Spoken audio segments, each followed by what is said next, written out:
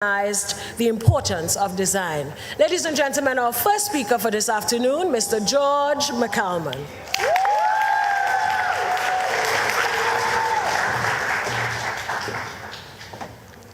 Thank you, Madame. Thank you.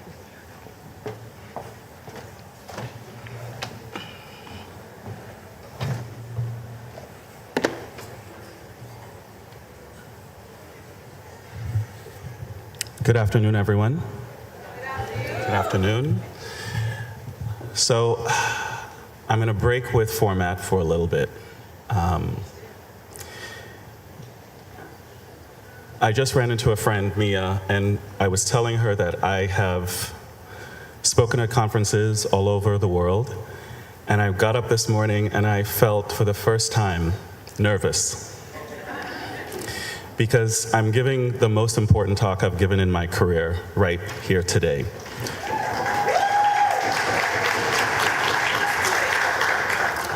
Because this is in front of all of you, and this matters more to me than anything else.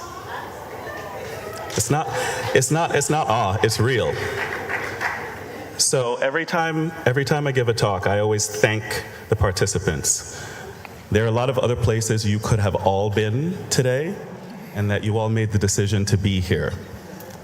And so this is a really powerful collection of people from different walks of life, different places in the diaspora, and different parts of our country. And we are all here for the same singular reason.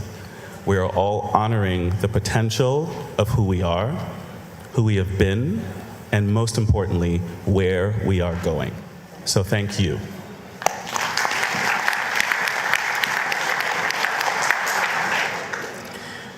So there are a couple of talks today that have this title, and I need to distinguish myself from the other titles, because what tangible and intangible assets means is different depending on who you're talking to. Mm-hmm.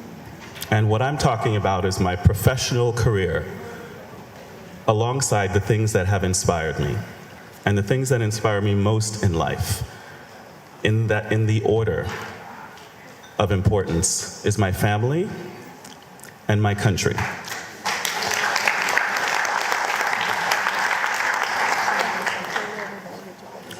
My name is George McCalman.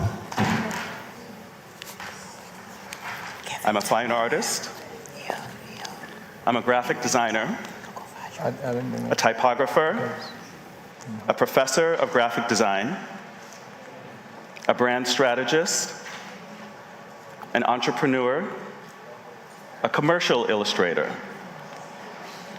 and a Grenadian.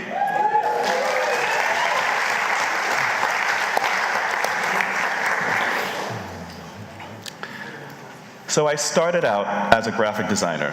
If anyone asks me what I am first, I tell them. And most people don't know what that means. And most people in here don't know what that means.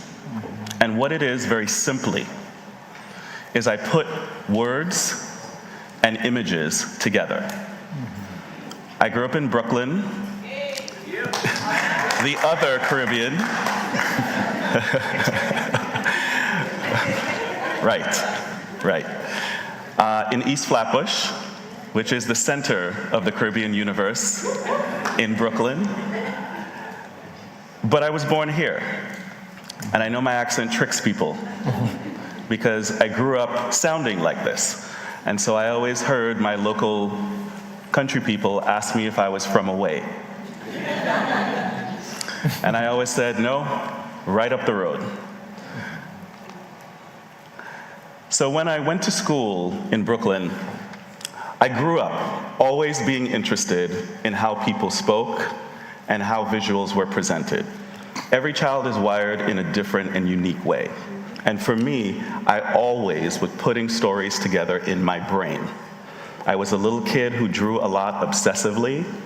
I had a grandmother, who I'm going to speak about later in this presentation, who performed and modeled what storytelling is.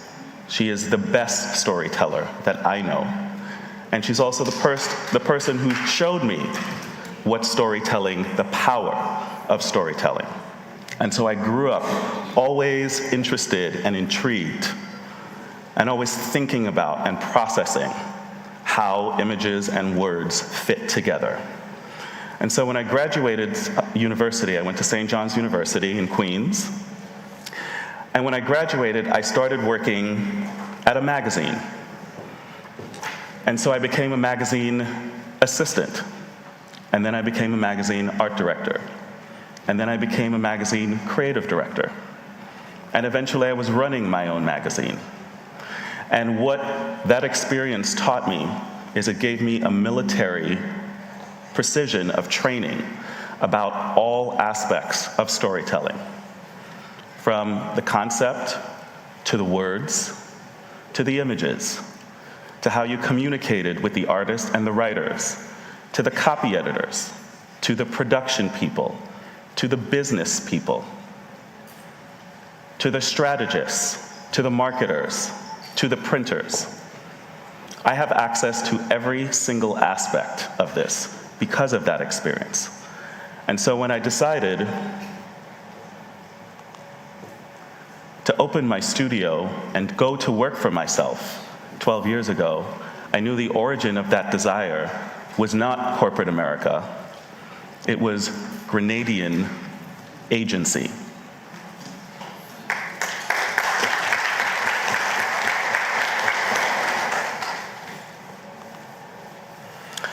So the reason that my studio is called McCalman Co. is I wanted to honor a lot of things at the same time. Language is really important, and the people who I interact with hear my rants all the time about how lazily people can use language sometimes. And when I was originally thinking of my studio, I wanted it to embody the fact that I was not behind my work, I was in front of my work. I have always been the person in any room I have been in who has had my perspective. What that means is I have always brought a Black perspective to everything I have done. And when I tell you I have been, for the first 14, 15 years of my life, the only Black person in a room, it became repetitive, and some people find that amazing. I found that tedious. I never liked it.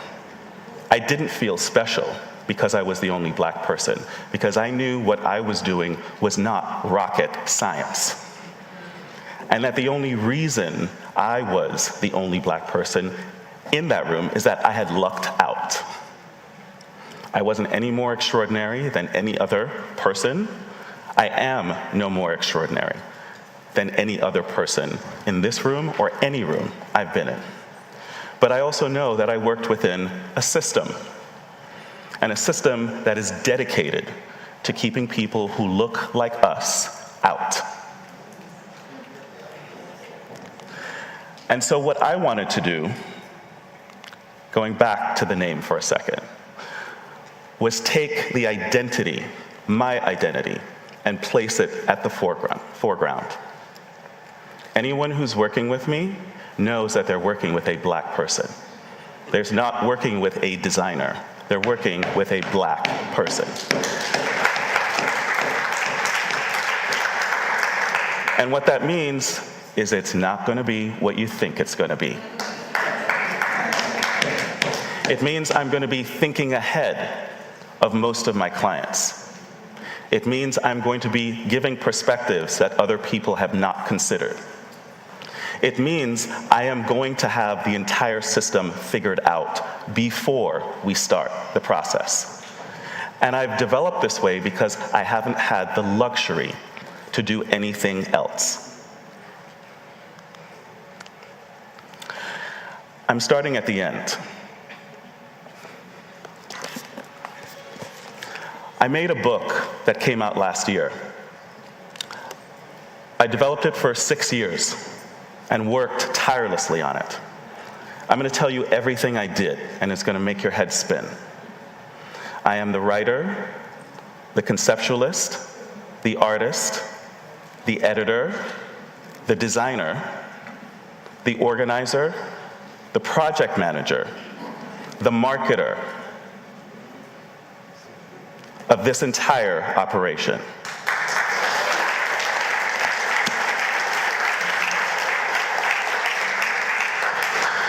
But I didn't do it alone. There were a lot of other people involved. And I'm not telling you all of this because I need the ego boost. I'm very good at knowing my value. But what that tells you is that I was the leader, the facilitator, the organizer. I was the human resources department. I was my own agent, even though I have an agent. And I'm going to tell you numbers, because that's not often discussed in these kinds of gatherings. I'm a first-time author, but I'm not a first-time writer. I'm a columnist. I'm a columnist for various newspapers. I live in San Francisco. I'm a columnist for the San Francisco Chronicle. It means that I study culture, and I write and I draw about it. I had the very first illustrated column in United States history that started 6 years ago.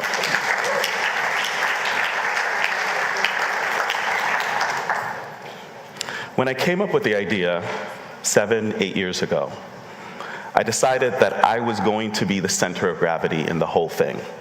Because I had come from publishing, I knew the inner workings of it. So I knew how to position myself in a way that would allow the gatekeepers to know that I knew what they knew. And it reoriented the entire conversation, because no one could pull a fast one on me.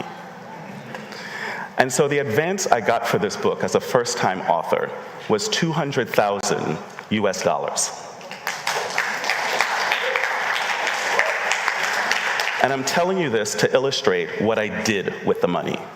Most of it I don't have. Most of it went right back out again, because I had to organize, I had to hire fact checkers.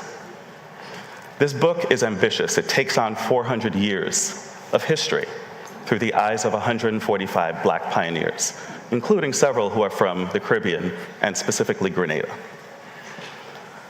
But what I needed to do was let my publisher know that I was not going to leave anything to them, that I was going to be on top of them, and that I wasn't going to believe anything they were telling me. And so that meant that I had to organize my entire satellite team separate from the internal workings. If you know the system, then you know how to operate in it. If you don't know the system, then you're lost. And so in my case, I decided that all of that money was going to be reinvested. And the only money I kept was in my role, official role, as the designer of the book. And that was $15,000. That is what I kept, because that's what I deserved. Everything else went out into operations, as it should. And that's what allowed me to finish the book on a high note and have the exact book that I conceptualized.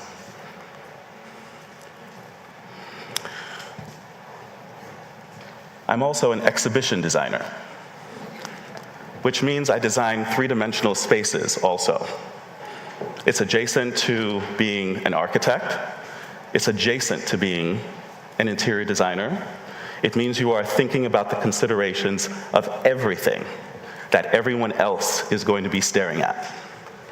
That my role is to inhabit your role as an audience. What kind of visual experience do you want to have, do you need to have, to allow people who are coming into a space to maximize the foundation of the knowledge that they're getting? This was an exhibition design that I completed while I was here in Grenada the last time. I work remotely. I can work anywhere in the world. And because I work for myself, I can do what I want. And I've decided that I don't want to work in an office. And so the people I work with live and work all over the world. So this exhibition, the artist, his name is Mike Henderson. He's a Black artist who is having one of his first museum shows in California, Northern California, where I live. One of the things that everyone here should know is that as Black people, we are often kept out of specific pieces of a process. And while you think that lots of artists who have exhibitions, artists whose work shows up in gallery and museums, I am one of the only Black exhibition designers in the United States. And it's not a big thing, but it's also the biggest thing. Because I'm here representing the perspective of another Black artist. I'm thinking about his work from the inside. There's no one white who will be able to do that.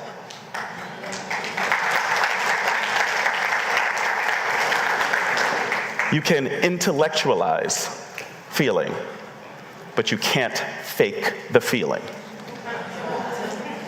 And if you don't know, then you don't know. And there's nothing wrong with that. But to be able to walk through his space, to create the flow of information, it was my idea to place his handwriting as the display typography. And I remember getting on the phone with him. And Mike Henderson is 89. He's a titan. And he got on the phone and he said, "I'm so happy you're here." Because Mike is used to being handled by white people.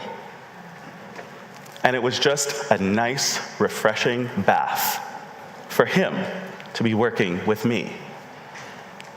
And it was a refreshing bath for me to be working with him. And I said, "Mike, I'm not leaving you this entire process." And he said, "Thank God." I'm also an interior designer.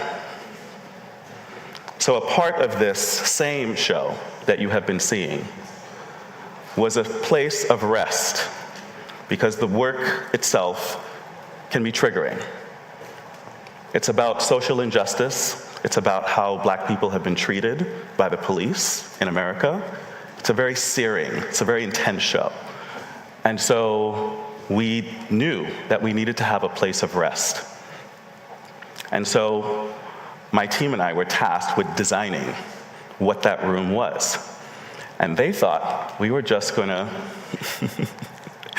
place some orders at IKEA and have furniture show up. Instead, we designed every piece of furniture from scratch.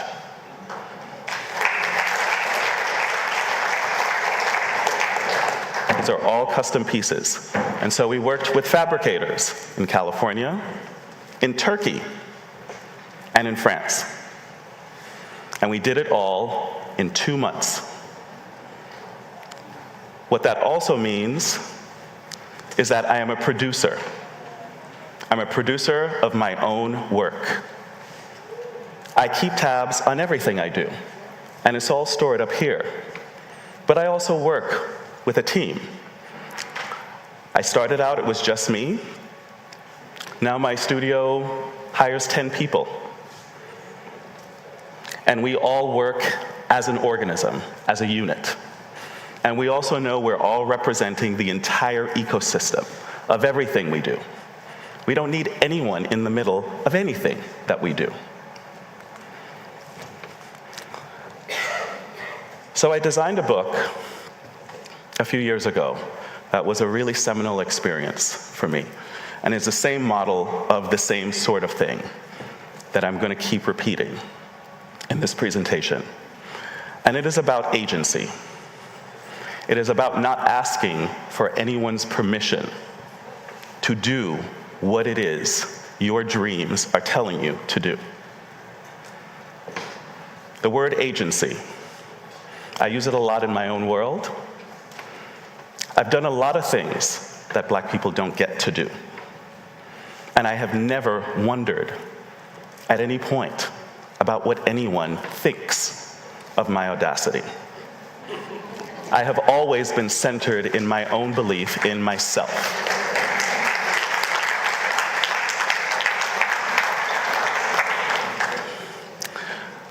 So in July of 2020, Bryant Terry, who is a culinary figure based in Oakland, contacted me and said, I've been wanting to work with you for a lot of years. This was all in the middle of lockdown, George Floyd, the entire world is roiling. And he said, I want to do a book that takes the entire history of the Black culinary diasporic experience. And I can't think of anyone else but you to set this up and do it completely from a Black perspective. And I said, great, let's get to work. We're creating an entirely Black team that is going to work completely outside of the publishing structure. He laughed and he said, they're not going to go for that. I said, they don't have a choice. They need us. We don't need them. And so that's what we did.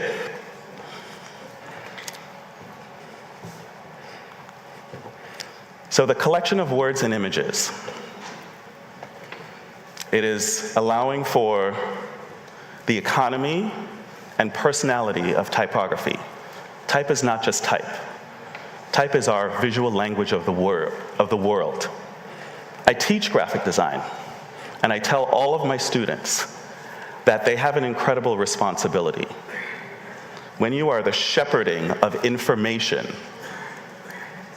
that's a pretty powerful thing to take seriously and to represent. And so when you're thinking about it from that perspective, it's different. Because you're thinking about not just what you like, but you're thinking about what your client likes, but most importantly, you're thinking about what it needs, not just what you like. So I'm often the artist of the work that I'm designing. And this was for the US Census. What they wanted was a series of artists to create an incentive for people of color to add their names to the census. Not surprisingly, we don't trust governments. Can't imagine why. And in the process of being one of the artists, it was clear that they also didn't have someone to put together the entire public installation. These installations were all over DC, they were all over San Francisco, they were all over Chicago, they were all over Los Angeles.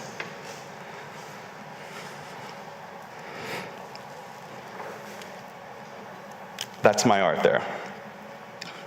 And I was one of 10 artists, and as I was working on it, I thought a lot about the economy of all of the things that are being discussed. Copyright. Not just who does the work, but who owns the work. That basically is what we're talking about. And if you don't own your work, it's pointless. One of the things that language has provided is evolution. A word that is used commonly that I personally dislike is creative. But I see the power of why it has evolved. I don't describe myself as a creative because I'm not really a fan of verbs being translated to nouns. But that's just me. That's my mother in me. But what the word artist being transcribed into a creative does is it economizes the word. It allows us to talk about art as a business, and that is more important than whether you like the word or not. I was here yesterday as Prime Minister Mitchell was speaking about the contract, and he didn't use this word, but I'm paraphrasing, the contract between all of you and Grenada. We're all recovering from a lot of years of the populace being made to feel like they have no agency. We're all recovering, and we are reversing that trend right now. As Caribbean people, we have to work together. We don't have a choice, because otherwise the choice is made for us, and we all know what that is: colonialism. There are always white people looking to own your work. And I'm not saying this to fearmonger, I'm saying it because it's the truth.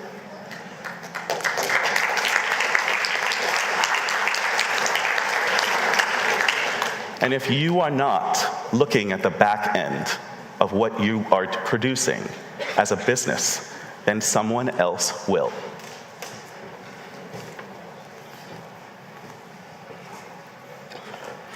This is one of the books that I worked on that is coming out later this year. I do a lot of book design, but for a very specific reason. There is a rise in publishing since 2020 about the Black perspective. Museums are suddenly wild to show Black art. Publishers are suddenly writing stories about Black creatives. That's the last time I'm ever going to use that word that way.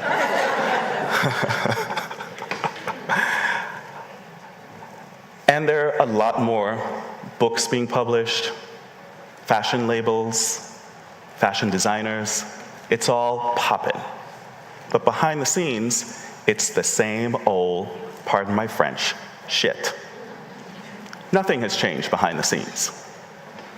And so anytime I'm working with a larger system, I create a separate satellite system that allows us to move through the system while retaining our sanity, our clarity, our grace, and our focus.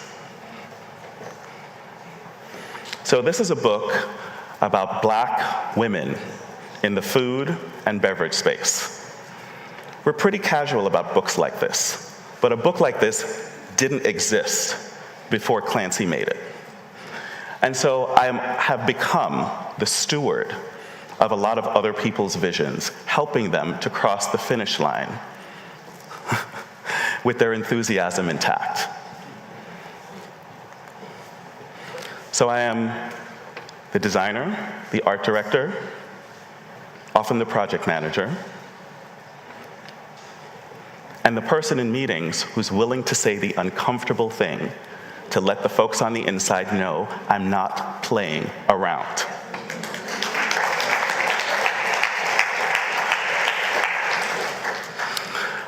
I work with a lot of photographers. And even though this is the first session, this is less a critique and more of a fact. Photography in this conference this year is not represented enough because it's a really powerful form. It's a really powerful form of our language. And one of the themes that keeps coming up in a few of the talks I've seen today is that if we don't grab the reins of our own stories, then someone else will. Or worse, no one will. And then it just disappears. And so we are in a country that is rich, whether you think about it, know it, or not. We are rich in resources, tangible and intangible. We are an agricultural country that has forgotten that it's an agricultural country. We are a creative country that takes it for granted that we are the most expressive people and the most creative people on the planet. Yes, I'm talking about Black people. So I spend a lot of time putting together words and images. I've designed every single thing you have seen in this presentation. Most of the people who are around me, my family, my friends, don't even know a sliver of what I do because I'm always working on something. And even though, whether I'm showing it or not, there are 17 things behind the scenes that I'm working to bring to life. So this is a book, the cover of which was just released today. That's why I'm including this. This is a book. I've designed a lot of things. I've designed a lot of cookbooks. I've designed a lot of books, period. And this is one of the best things I've ever designed. It is a woman by the name of Yewande Komolafe. She is Nigerian. She's a columnist for the New York Times, and she also believes in the power of ecology and economy. She works on food from the rooter to the tutor. And what that means is that nobody else is claiming her stories, her recipes, her perspective. And so we got along like fish in water.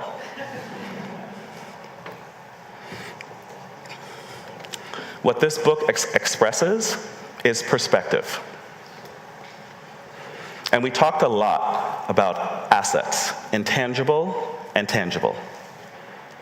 The things that you can see and grab onto as a resource, and the things that you can't see that are more important. I'm not a wealthy person, but a lot of money moves through my studio. And I know what's mine, and I know what is operational, and I don't mix the two. And that hard line keeps the economy rolling, because it's not a short-term plan,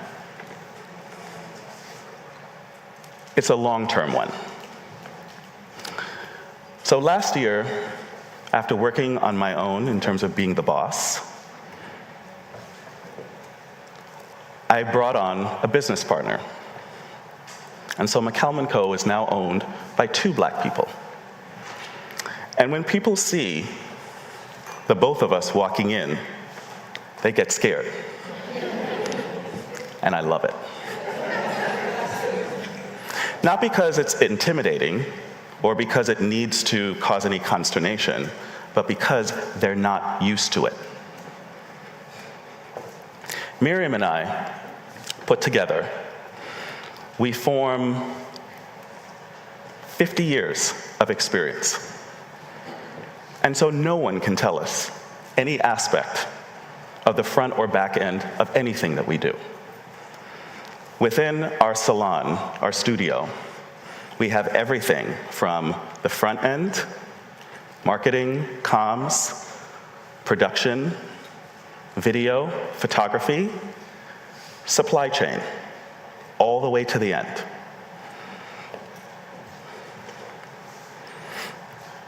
So the origin point of my synthesis of intangible and tangible assets is my grandmother. My grandmother is the reason that I am the storyteller that I am today. She's the reason I am the confident person that I am today. She did not go to formal education, and she's one of the smartest people that I know. And she produced a family of agents, people who want to do for themselves, people who don't talk about what we're doing because we're just out doing it. I don't like to talk about what I'm doing because I find it boring. Not because it's boring to me, but because it would take a long time to tell you all the things I'm working on. And what I learned from my grandmother is that you have to have your center of gravity in yourself if you are going to do anything. This is a story that the New York Times published last fall. It is a story about my grandmother's love of reading. I am a voracious reader because of my grandmother. My family is a family of readers. What I learned from my family is that you have to know what makes you happy. You cannot look for that from outside sources. You cannot find that through outside validation. I spend a lot of time telling people, when someone asks me something that I don't know, my first response is, I don't know. I don't pretend to know things that I don't. I will stop a meeting and say, I don't understand what this part of the conversation is. I make myself professionally vulnerable every single day. And it keeps me flowing, it keeps it loose, it allows me to honor my limitations as a human being, as a part of the conversation of commerce. We can talk about the metrics of the business of art, but at the end of the day, It's the difference between knowing that human beings are powering it versus numbers telling you what you need to be paying attention to. So the last thing I have to tell you is the cosmic symmetry of me speaking at this point, on this day, to all of you here. My mother passed away 2 years ago today, at this time. And I woke up this morning feeling more alive, more grateful, more honored to be here with you than I could have possibly imagined.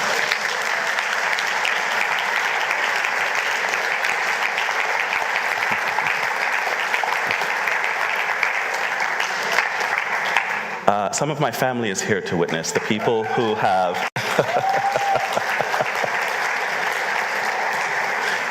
my amazing, amazing, amazing family. One of the things I learned from my mother was organization. My mother was a precise person. She kept everything in order, often for the family. She was a thinker and a doer. And one of the lessons and the legacy of my mother, she passed away of an excruciating disease, pancreatic terminal cancer. And I watched her die in front of me. And I held her as she died. And that was a profound experience that I will spend the rest of my life honoring and understanding. And one of the things I'm the most grateful for is that one of the last things my mother said to me before she died is that she wanted me to live. And so it is the thing that she is speaking to me and that I am saying to you. Grenada needs to live.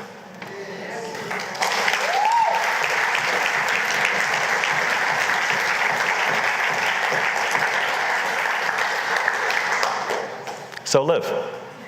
Thank you.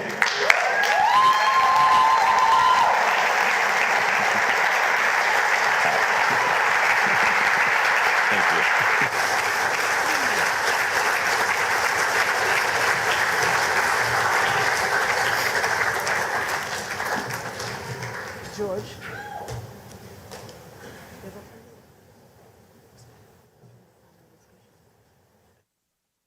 Just sit there.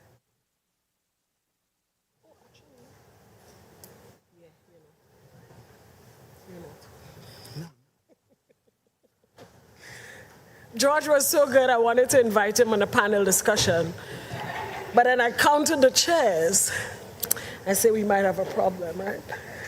Thank you, George. Oh, somebody cried. Grenada is strong. Somebody cried, right? Grenada needs to live. What a wonderful way to end your presentation. Thank you so much, sir. At this time, I want to invite my colleague, theater practitioner, Abina Vincent. She is a teacher at the St. Joseph's Convent, Grenville. She will lead this panel discussion coming right up, and she will introduce our panelists for this session. Abina, there she is. The panel discussion is entitled Enhancing and Packaging Our Tangible and Intangible Cultural Assets.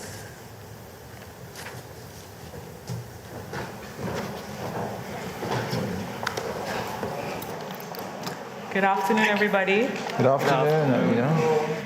And thank you, Mr. McCalman. I believe that Grenada truly deserves to live, and we really need to live. Thank you.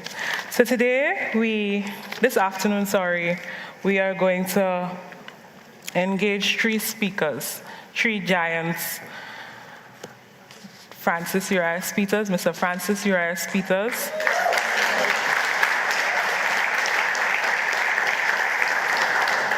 Also known as Uncle Yuyu.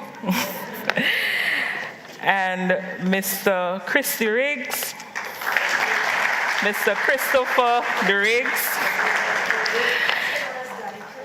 also known as Daddy Chris, as Neela just said. And we have another giant, Mr. Angus Martin, soon to be doctor. Let's put that title. I'm going to say a little bit about Mr. Angus Martin. Mr. Angus Martin, he is a historian, an archivist, a museum curator, specializing in Grenada's history and culture in its research and interpretative spaces. He has worked in many prominent roles, such as director of SABA Archaeological Center, SABA Dutch Caribbean Director, curator of the Grenada National Museum. Mr. Martin also is an author and co-author of several books and articles. Some include A to Z of Grenada Heritage 2022, that was published then, and I believe that should be a staple in every school.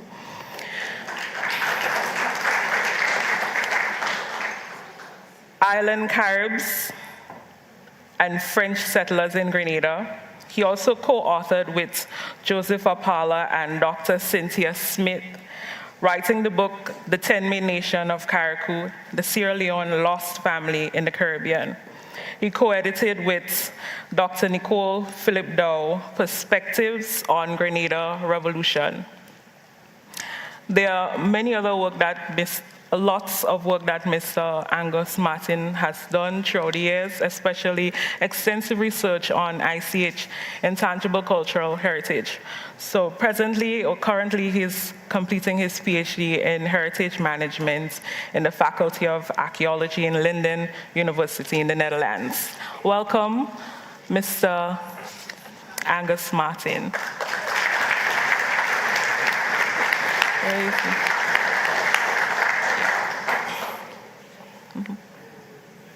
Yeah. Also, I'd like to introduce Mr. Christopher Derricks, also known as Chris Derricks. He is the artistic director of Heritage Theatre Company. He has written in excess of 25 plays. I think he's being modest. There's a whole lot of plays he wrote, and one of them is Pan in My Blood. He also did a political comedy drama, The Candidates. He did a few HIV and AIDS edu dramas such as When Lightning Strikes, Choices. He did environmental plays such as Bayside Story and many other. There's another play that's soon to be staged, that is Fire to Dance. We look forward to dancing in that fire or having that fire to dance. I don't know the interpretation behind it. Right now, today he has two hats. He sits with two hats. He is an economist by profession, and he's also a theater artist. He has been on many boards, and today he's currently the chairman of the board of Grenada Cultural Foundation. Welcome, Mr. Christopher Derricks. Okay. And finally, Uncle Yu. He is and Auntie Anne, good afternoon. He is a playwright, a theater director, storyteller, an educator, and I could be biased, he's my friend.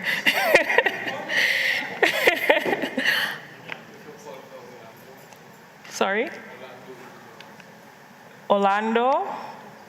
There's a call for Orlando.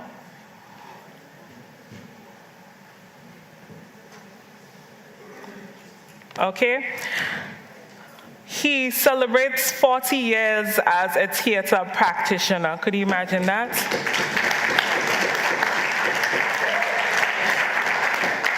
He directed and produced more than 13 major plays, and which include Redemption Time, The Junction Box, What's Your Verdict?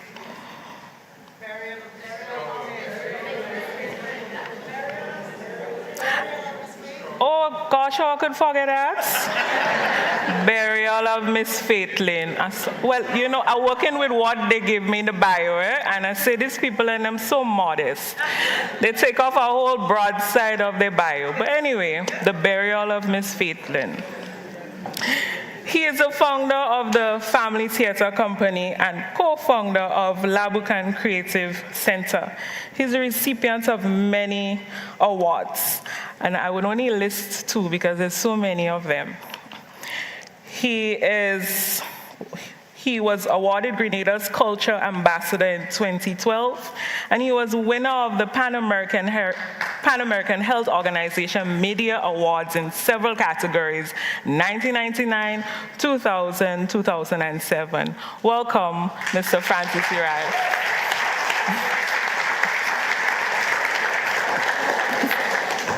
And don't get jealous, Mr. Chrissy Reeds. You're my friend too, and you too, Mr. Martin.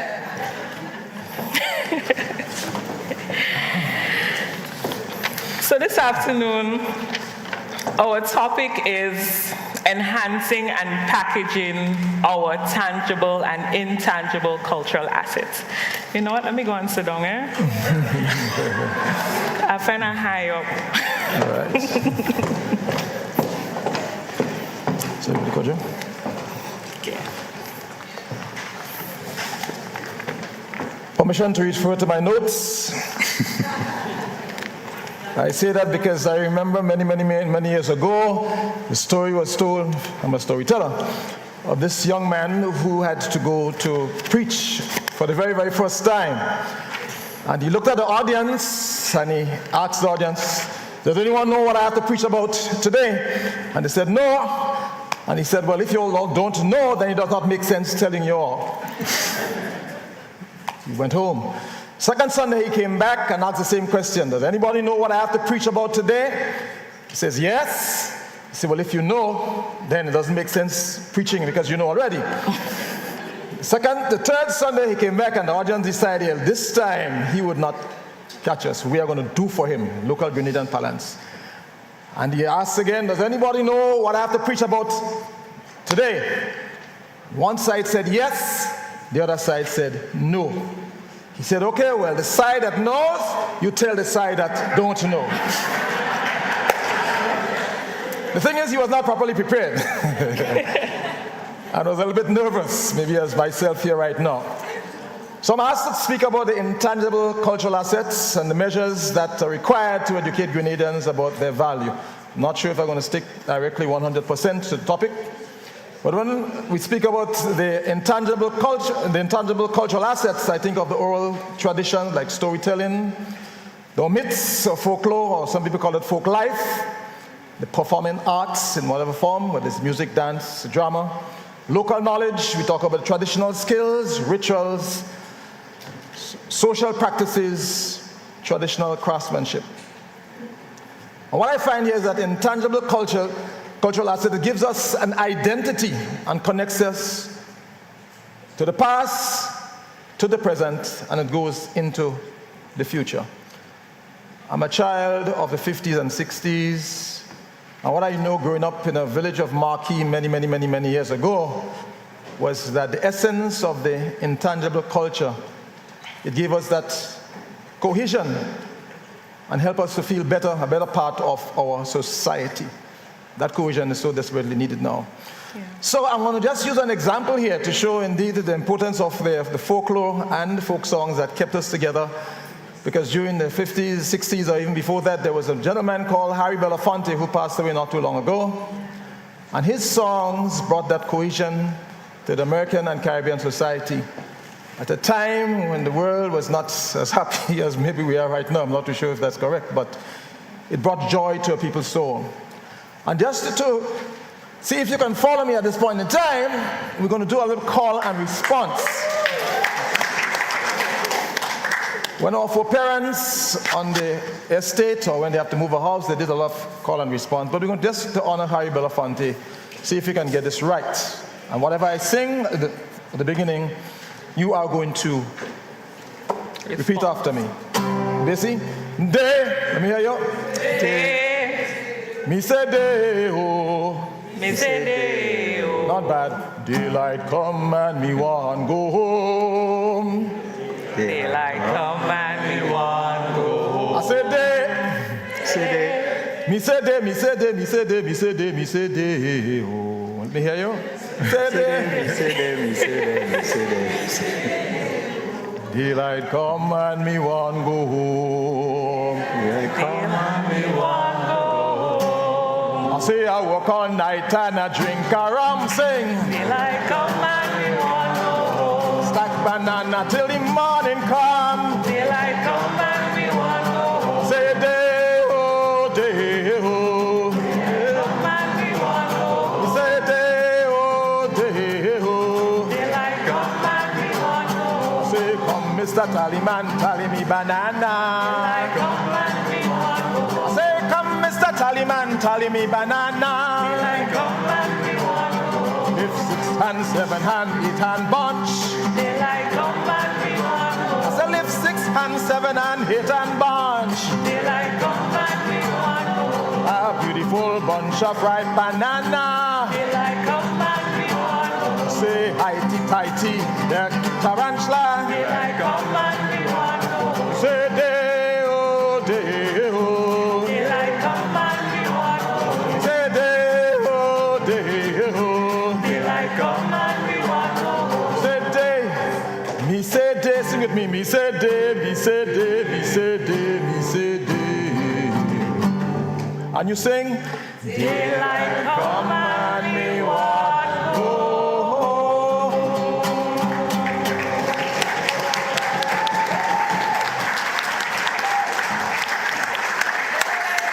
So it's a perfect example of how the intangible assets work, bringing the people together, singing in one voice. As I say, our foreparents, as Caribbean people, two things that the master could not have stopped was us singing and us dancing. And that is why song and dance is still one of the most powerful expressions of our Caribbean people. Again, coming back to the folk music, one song that's Island in the Sun that was sung by Harry Belafonte. Long before many of the Caribbean territories received their political independence from Great Britain, this song, Island in the Sun, was heralded as the informal anthem of the Caribbean. Because everybody sang the song. We all as Caribbean islands, we had beautiful spots. Now, as a young boy growing up in the 1960s, my father was a storyteller, and he told us stories. Because storytelling is part of that intangible cultural assets. One of the stories I love most of all is a book. It's a story called La Diablesse and the Baby, written by our own Ricardo Keynes Douglas.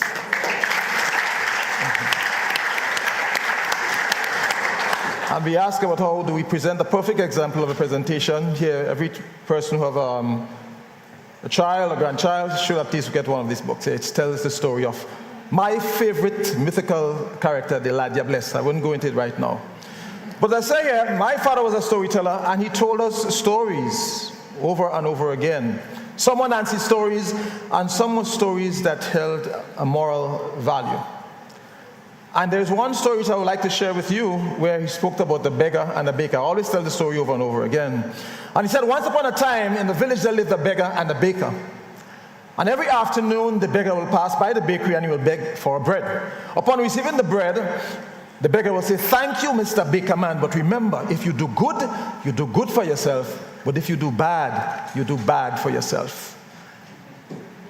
And one afternoon, after receiving the bread, instead of the normal dry bread that he received a nice big juicy sandwich. It was not his birthday, he was surprised, but the baker said, listen, this is made especially for you. So on his way home, that's the beggar, he met the baker's two sons who came from hunting. And the young men were hungry unto death. And they saw the beggar and they asked, did our father give you any bread today? And the beggar says, yes, quite naturally. And they said, can you give us the bread because we are hungry and you can come back later on and we'll give you 2 bread instead of 1. And quite naturally he gave them the sandwich and the boys devoured the bread, went home, and soon they started to feel an excruciating pain in their stomach. And the father got angry because he said, every single day I said to you, before you go to hunt, make sure that you eat something. And it says, we did eat something. What did you eat? We ate the sandwich that you gave to the beggar. And as the boy lay, froth emitting from their mouths, and they were screaming as a woman in travail about to give birth, and this there died right before his very eyes, because what he had done, in order to get rid of the beggar, he had poisoned the sandwich. And he remembered the words of the beggar: if you do good, you do good for yourself, and if you do bad, you do bad for yourself. The intangible cultural assets, to me, as storytelling, needs to be introduced to the school at a very young age, just to teach values. It is so that important.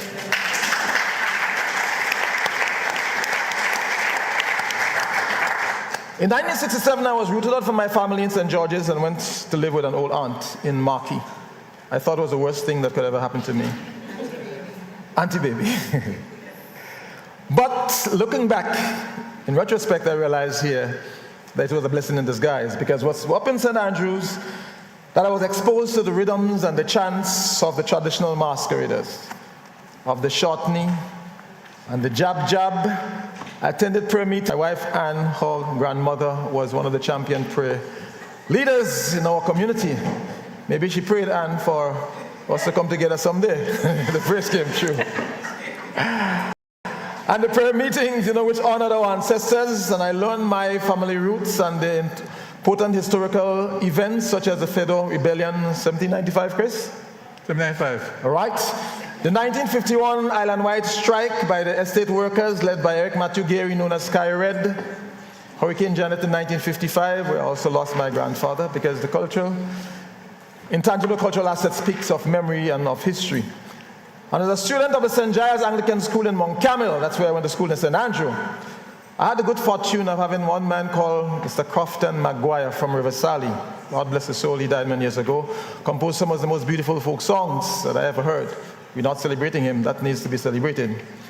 But he came every Friday and taught us folk songs. And the Friday when Mr. Maguire couldn't come, I felt as though all was lost. My life was ended. I experienced what is called Meet the People Tour, for those of you who were not born in the 60s. When the premier, then Eric Matthew Gary, went to all different villages, and the dancers and singers and people who did drama, we came together and we celebrated. That was the first time I ever performed on a stage, and we sang a song called Bamoya Tibo, De Tibo, Tua Tibo, Dudu. That's a French Creole. Give me one little kiss, two little kiss, three little kiss, darling. I think it was these formative experiences that molded me and gave me an appreciation for folklore or for folk life, which is now referred to as intangible cultural assets. Now, I have a very close brother, his name is Philip Peters, and he once said to me that when a people turn their backs on their traditional values, it's the sure formula for chaos and decadence. When we turn our backs on our traditional values, it's a formula for chaos and decadence. And I'm just saying that to try to link to show how the arts can save us as a people if we get back to our traditional values, back to the intangible cultural assets. And the reason why I say that is that I did a little research, and I realized here that New York City, I think, have a population of approximately 8.5 million. In 2022, there was 433 murders in New York City from that population. England, with a population of approximately 57 million, had 698 murders. The entire English-speaking Caribbean, we have a population of approximately 6 million people.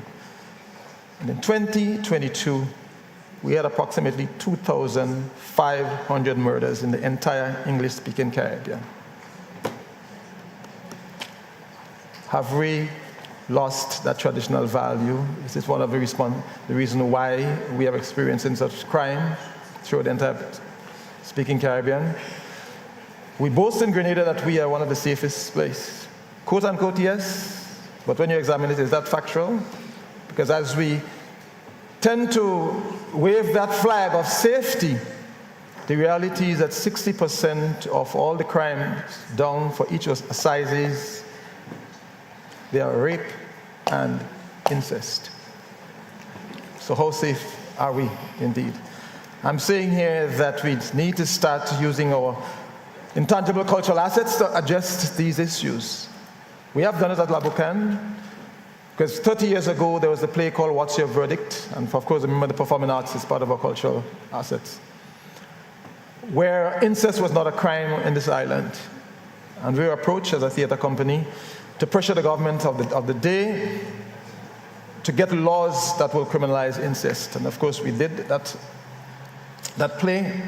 And eventually, 3 months after that, incest became a crime. Unfortunately,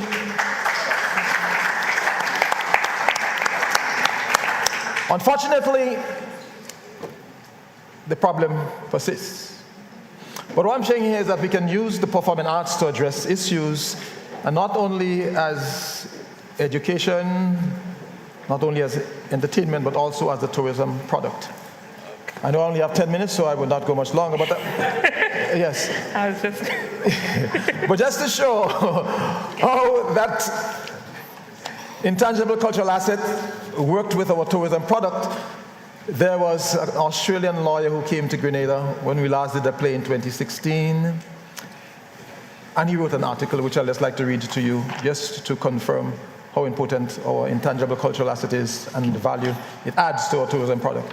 And he says, my wife and I are Australians visiting the beautiful Grenada this week as part of our 4 weeks of travel amongst the Windward Islands. He says the highlight of our time here has been a performance by local actors of a remarkable play called What's Your Verdict? The play presents so convincing a story that I practically believed that the actors on stage, they were actual lawyers. He says, Mr. Peters has spiced the play with fascinating characters, some quite hilarious, and so many unexpected twists and turns that the audience is sometimes laughing and sometimes crying. He says, I hope that eventually that there will be very few Grenadians who will not say that they have not seen this production. In closing, let me just share with you. Mr. Peters. Yes, ma'am. We don't have much time. All right. We have to hear the other panelists. So I'm going to close at this point in time. She's running me for the stage here. I'm sorry. But I'm going to share the story another time with you guys. So thanks very much for listening. I hope the question is going to come. You see how we theater people like to talk, we don't talk because we are real stories.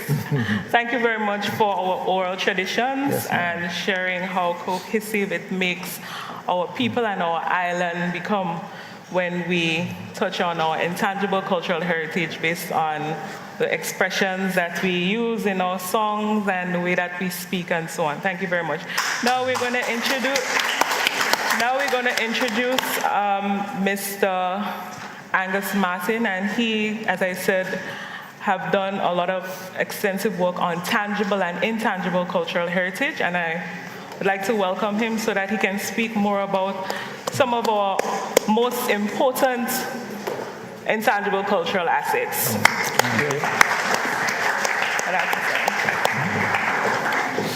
Hello, everyone.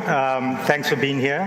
Really appreciate you taking the time to be here, and I'm happy to be here with this audience. I would like to start off with a quote. I have no idea who was the person that said it, but it wasn't somebody's dissertation. It was a Grenadian. Our culture is who we are, how we eat, how we speak, how we think. So we got to preserve that, you know? So it's important for us to keep our identity of who we are, to preserve and maintain our rich cultural traditions. We are unique. There is no one else in the world like us. Thank God. Just kidding. And we have to maintain, we have to keep our uniqueness, and you know, we do that through our culture. Though I was charged to speak about Grenada's most important tangible cultural assets and their significance, I thought that speaking more broadly about the state of our tangible heritage and my passion for that heritage would be more pertinent to this audience.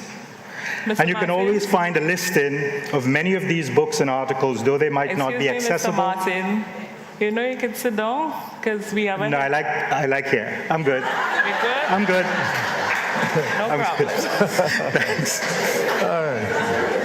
I agree. Go ahead. It's the professor in me, no the lecturer. Yeah. Though I thought that speaking more broadly about the state of our tangible heritage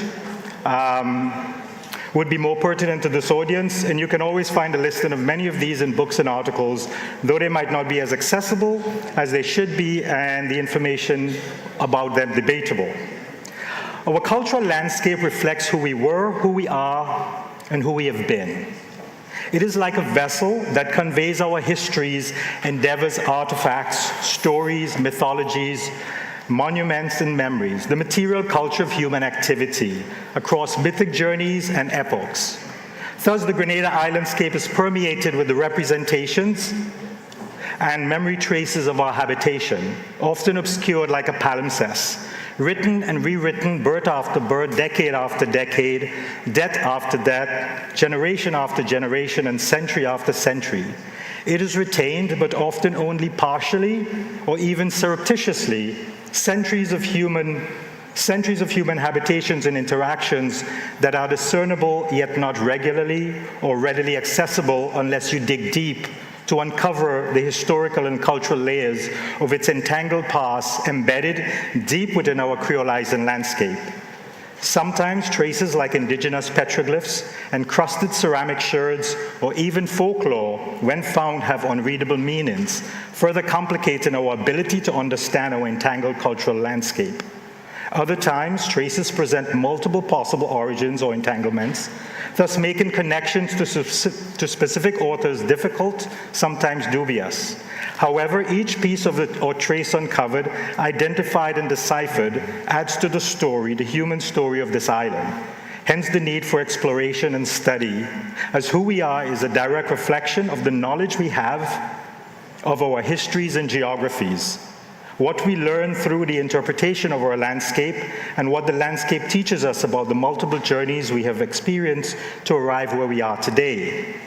The Grenada cultural landscape is littered with the memories and traces of thousands of beings who have trodden across this small island, making them their home for generations, for lifetimes, for centuries. In their journeys, they have left tangible memories of artifacts, monuments, buildings, plants, broken sherds, little pieces of themselves that today accent the cultural landscape, but also tell their stories, our stories. These are left in the landscape for us to explore, decipher, understand, celebrate, and to navigate our cultural lives and for generations to come. The cultural heritage is our patrimony, the palimpsest from the ancestors, paged like an original document where each generation writes and rewrites the stories that matter to them, that matter to us, and are essential in figuring out who we are, who we were, and who we want to become. This cultural palimpsest needs to be recorded and shared with our children and grandchildren to make sure they will have a valued inheritance, and a cultural confidence would allow them to celebrate our past journeys and go boldly into the future with the knowledge, strength, and guidance of all those who have come before. Heritage has always mattered and will continue to be essential to our society and its evolution and its revolution. Grenada's cultural heritage, identifiable in diverse and multiple attributes of our lived experiences across this cultural palimpsest, across our island palimpsest, is an integral part of our story and culture. This cultural heritage, our cultural capital, is often subdivided into two main categories, tangible and intangible heritage, but the separation is only meant to allow easy classification and inventorying, as both occur together as we create lives, as we build societies, as we play, as we work, and as we pass on to the next generations. The intangible heritage includes oral traditions, folklore, songs, dances, language, knowledge, and celebrations we experience in the moment, in the memories across the generations that my friend Urias just talked about. But our tangible heritage, that which we can see, store, and hold, includes the built heritage illustrated in our historical architecture. Churches and public buildings, many crafted by enslaved hands, beginning with Fort George, that 17th and early 18th century edifice that stands guard over the city it built.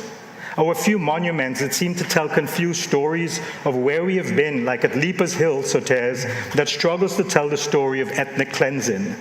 Landscapes that incorporate our cultural and natural spaces, that include Granitang Lake, Lake and Twine, Livera Pond, our spices, particularly nutmegs and cinnamon, rivers like Grand Bras and St. John's River, waterfalls like Marquis and Annandale, forests like the Granny Tank Forest Reserve, that have been altered all too quickly in our attempts to survive, and historical and archaeological sites that parade more as dump sites than interpretations of our journeys, as well as movable heritage such as works of art, books and historical monuments, our documentary history that begins with Amerindian petroglyphs at Duquesne, St. Mark, and Montreat, St. Patrick. Despite our small size, Grenada, with its 1,600 plus years of human occupation, of human creation, has an array of tangible heritage, many of which are essential in creating our sense of place, our sense of belonging, our islandness, and our Grenadianness. Unfortunately, we have not been judicious in safeguarding much of this tangible heritage, as it constantly changes and oftentimes disappears before our very eyes when we disown what we take for granted. This tangible heritage that accents our island spaces include our colonial buildings that have defined us and the world, but remain controversial that we have allowed many to disappear, still trying to decide if they should matter to us. Our landscapes, both what we term natural and cultural, that are constantly changing as we fail to record these changes, yet we continue to define what we are left with as pristine and pure. Our artifacts that have been handed down for generations, yet show up for sale on eBay or stashed away in private collections, lost to Grenadians forever. Our archival materials that are housed in foreign museums and archives, not in Grenada, because we have chosen not to prioritize the safeguarding of our history and culture. And our works of art, those bold canvases that we see only fleetingly as they're sold into private collections because we don't have a national art gallery where Grenadians can go to appreciate the creations of their creatives, who are interpreting our changing landscape, our contested histories, and our constantly evolving culture. This conference and its discussions of our tangible heritage, of its significance, is timely, that we still have an opportunity to recognize their value to us in future generations. We are here to plot a new course of action that will determine our future, our legacy, the patrimony that we will pass on to our children, the tangible heritage that will define us less and less if we continue to disregard it. Let us not be remembered as Hurricane Ivan in its destruction, laying waste to almost 2 centuries of creative expression, but allow the works of painters like Canute Calise and John Benjamin that so beautifully captured our island's identities to be seen and to inspire a new generation of creatives. Safeguard the buildings of the past that might see the unknown hands of ancestors written upon bricks stacked with their pain, but built solidly as a letter from them to the future. To us, protect our diverse landscapes, both cultural and natural, that our creators will remember no matter where they may journey and always return because it reminds them of home. Collect our artifacts and display them at our museums and cultural spaces that we might bear witness to the journeys that have brought us all here in this place that define us as creatives, revolutionaries, and Grenadians, first and second generations who take inspiration from the place generations have created as ours. I stand here today inspired by what I have seen and heard. It has unleashed in me a renewed passion to work towards the safeguarding of our tangible heritage, that it can enrich our lives and that of our creatives who desire to reimagine the island anew. Thank you. Thank you. Thank you, Mr. Martin. And thank you for telling us in poetry, because it really sounds like a prose or a literary work. And he said that there are no difference between the tangible and the intangible because they all work together. Now we are going to ask Mr. Christopher Derricks, how can this intangible cultural asset of ours be monetized? Since you're an economist and you're also a creative, so probably you can give us some ideas as to how we can add some dollars Thank you. to those assets. You're welcome. Madam Moderator, I didn't bring my guitar. Is there? You can borrow mine. I was expecting somebody to say that. Brothers and sisters in the creative ecosystem, my heart feels strangely warmed being here today for this historic event. I've been waiting all my life for an event like this.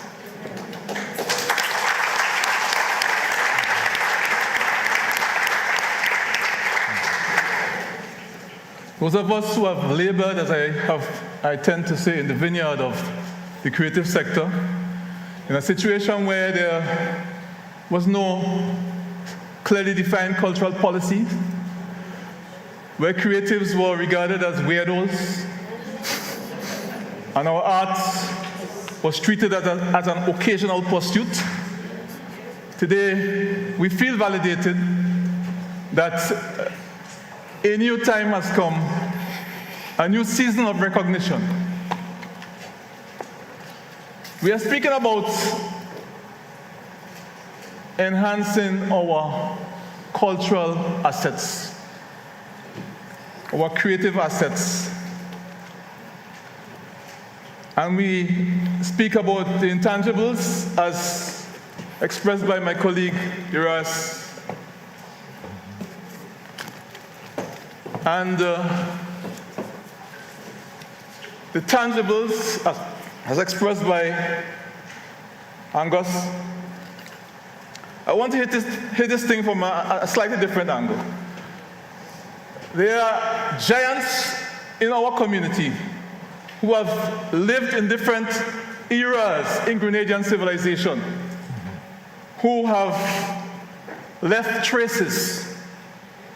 And these traces constitute a legacy, and they constitute heritage. The question is, what are we doing about that?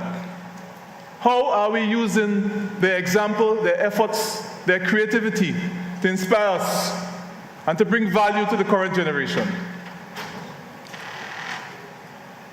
In the year 1795, the 3rd of March to be exact, a man called Julien Fedon, a French mulatto planter, led a rebellion of 14,000 enslaved Africans against the British colonial masters. And for the period of about a year, Grenada was in the hands of a rebel leader. He did not succeed in capturing the capital. But 7,000 enslaved Africans died in the process. There's a legacy there. If you go to St. John's in the area called Brothers, there's a building there which is occupied by a school, St. John's Christian Secondary School. It used to be a bukan, and that was transformed to become a school, a secondary school. It was part of the Revolution Hall estate. Fedon's troops encamped in that area. There's a legacy there, and there's an enhancement proposition there. It is something we need to document, to research, document, and curate as a patrimony for the current generation and the future generations. Ladies and gentlemen, brothers and sisters, in the year 1767, a man called Henry Christophe was born in Sanssouci Estate in the parish of St. Patrick's. He migrated to to Haiti, joined in the struggle to defeat French colonialism, fought against Napoleon's imperial army. They defeated the powerful Napoleon army. And in 1811, Henry Christophe, a Grenadian, became the first king of Haiti. he built a fortress called the Citadel. He named it Sanssouci. How have we recorded and documented this? I suggest there is an enhancement proposition there. I'll give you another one, and it's more recent. In 1925, a woman called Louise Langdon was born in La Digue. She migrated to the United States. She married a man called Little. She became, sorry. What do I do with this? Right? I'll be finished in 3 or so minutes. And she became the mother of a man called Malcolm X. Malcolm X, I don't have to tell you, the rest is history. But he shook the world. And a lot of what we stand on today is on the shoulders of people like Malcolm X. There is an enhancement proposition there. And there's even a monetization proposition there. Because intellectuals, black intellectuals in America, in London, in Europe, all over the world, Africa, they can descend on Grenada for a Malcolm X Day. Let us find these places, find these traces. Let us erect houses and museums. And let us display the history of these traces and these connections.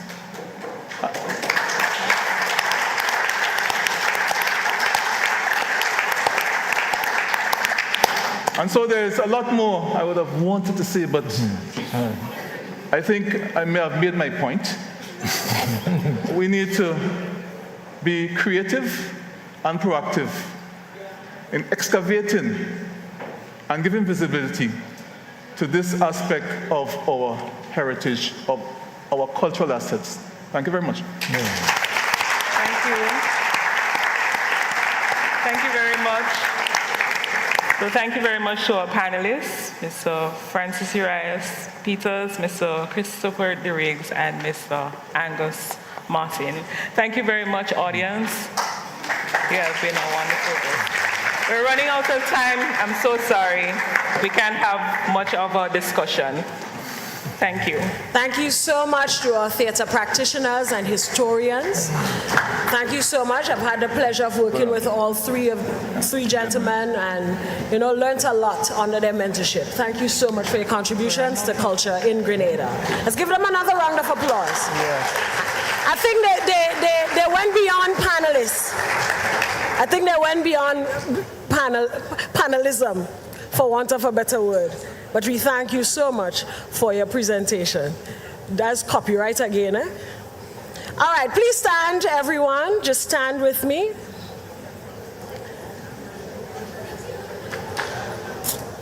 That feels good, right? That feels good, right? So stretch. Let's see your best stretch. Your best stretch. There is a prize for the best stretcher.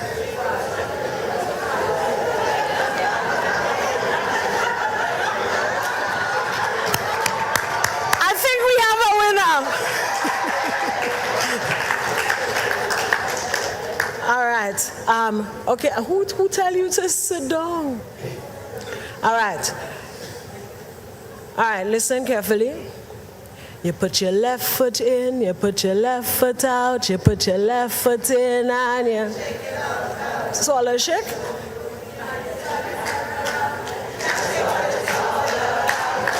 You put your right hand in.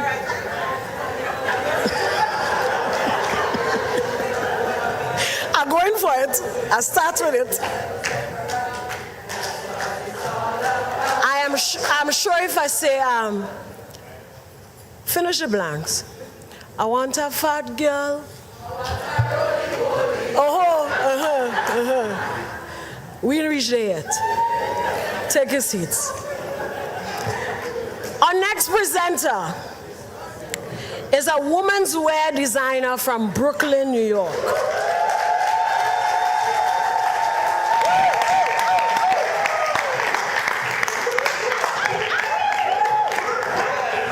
I like his spirit. Actually, you want me to finish and do it?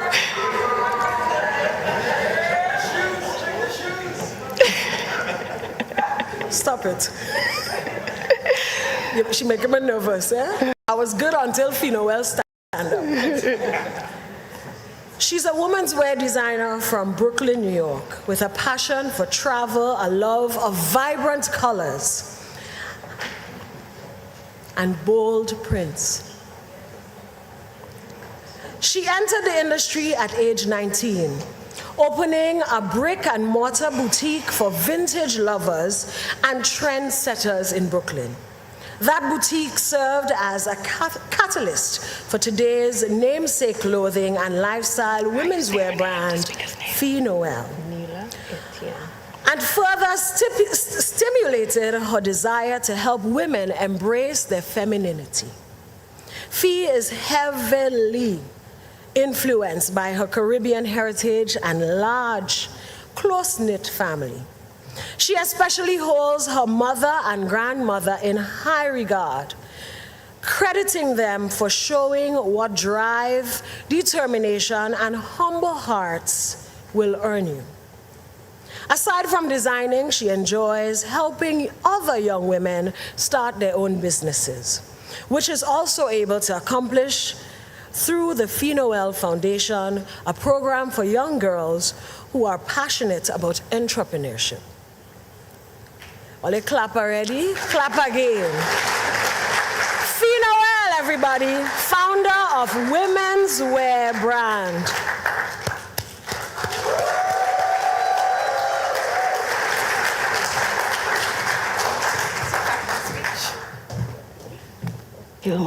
Thank you so much. Thank you. I got a hug from Fee Noel. Let me take this off. How do I work this?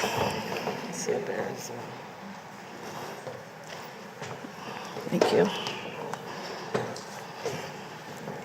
Okay, let's make sure. So I'm clicking this. Okay.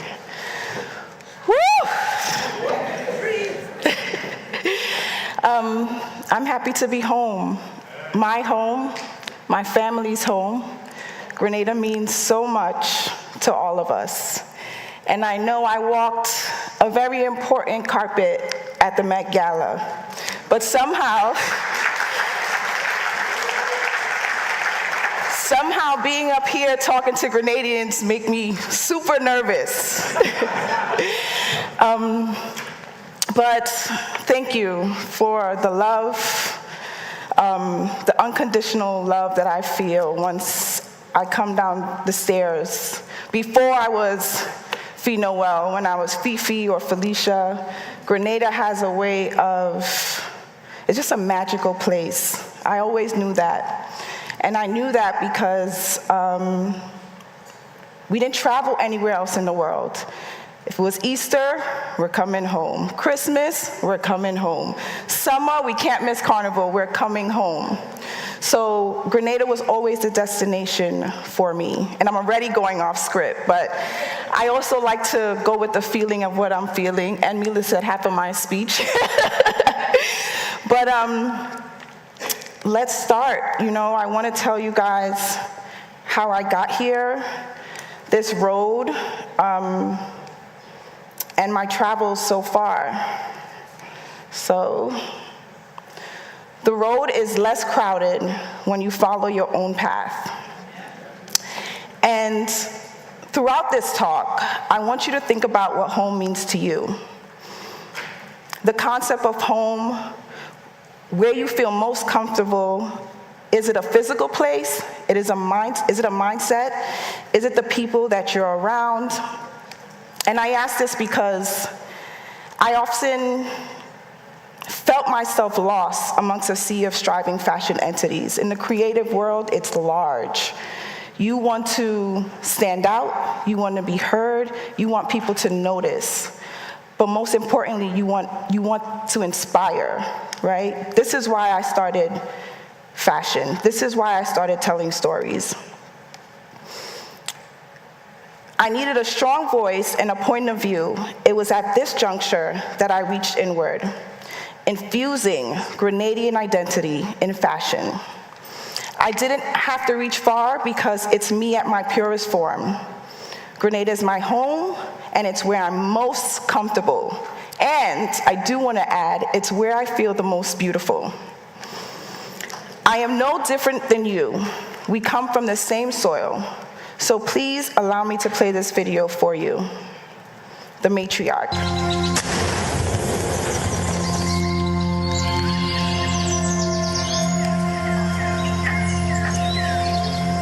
You don't have much with the courage like her, you know? And sometimes I wonder how her mom feels. Yeah. Yeah. And everybody, I see your granddaughter. I see your granddaughter. Miss George, I see your granddaughter. You must be proud. I say, yes, I'm proud and I'm happy. And I say, I'm glad God gave me the time to live to see her. Yes. Long ago when they call you grassroots, when you poor. And I always hope that, I always look forward, teach them, show them respect. And what I used to do, what my mother showed me, I used to show my girls. I'm so proud that sometimes I wonder if it's she. I'm very happy for her. And she have a very, very, very lovely heart. Nice. She prays a lot. And that's what I admire about her. She prays a lot. What kind of legacy do you hope that you're creating for your family? Well, she have done it already.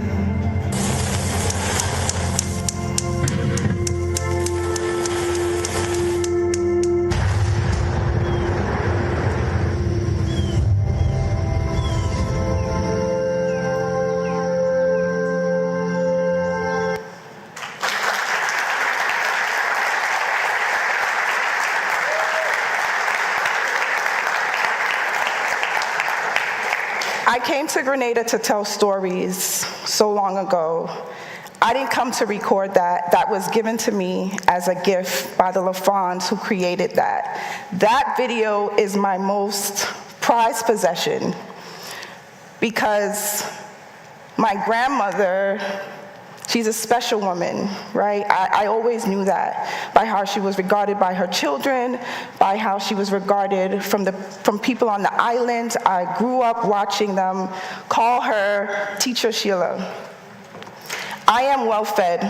I come from a family of self-made entrepreneurs. This woman in this clip is my grandmother, Sheila George, known to most as Teacher Sheila or Cheshula.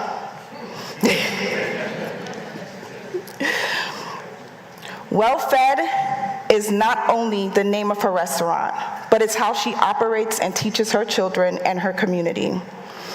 Being that she is a matriarch, she worked really hard to give her children the opportunity to create a better life for themselves. She instilled principles, values, and morals that was then passed on to me. And she is an important part of my story. Hold on.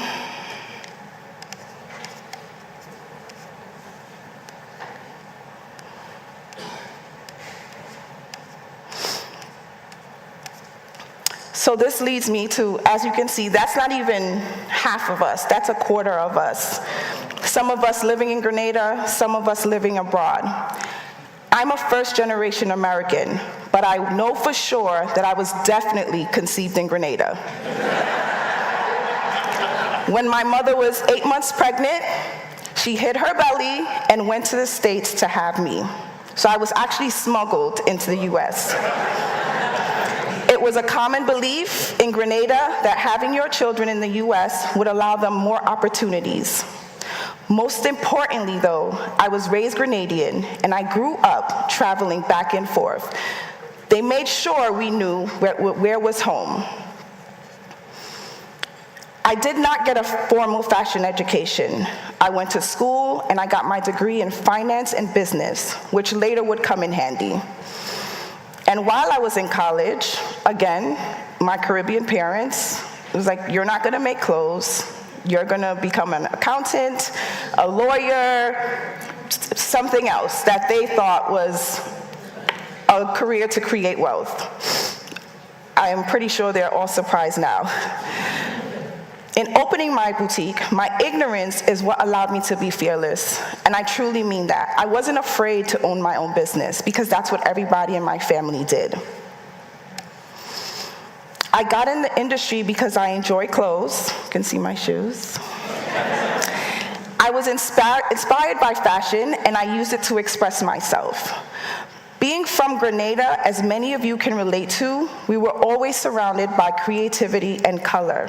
And I do want to add, this is not in my notes, but my first interaction with fashion was carnival season, everyone making their own costumes. Whether they had money, didn't have money, everyone was being creative on the road. They each came wearing something that they felt represented them, whether it was Juve morning or Monday night mass. This creativity has always been integrated into my work, from the colors to the fabrics to the storytelling. Even the just flow of nature, the breeze, the essence, the vibe, and the spirit of the people and the land of Grenada.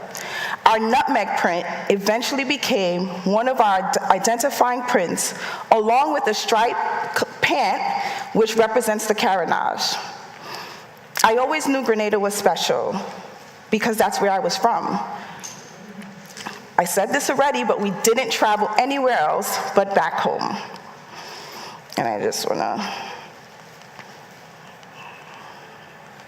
oh, sorry guys, tech. Though I wouldn't mind watching that again.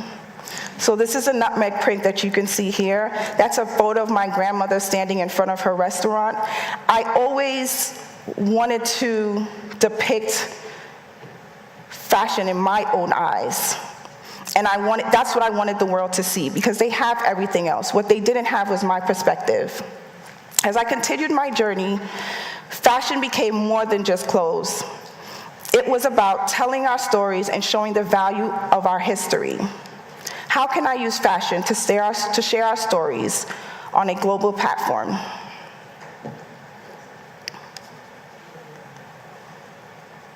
Gorgeous.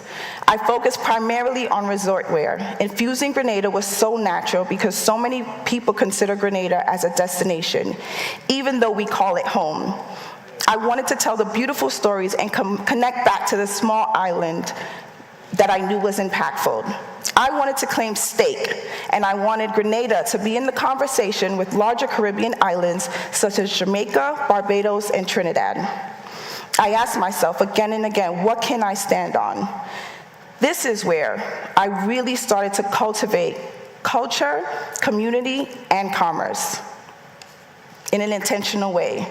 The first major project that was physically connected to Grenada was the Daughter of the Soul campaign and lookbook. That's a skirt I'm wearing here today.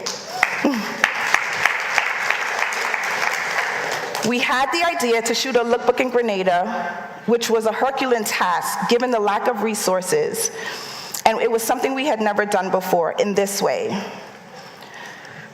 We quickly wrote a proposal, we presented it to the GTA, and let me tell you, it took so much convincing, explaining why this would matter.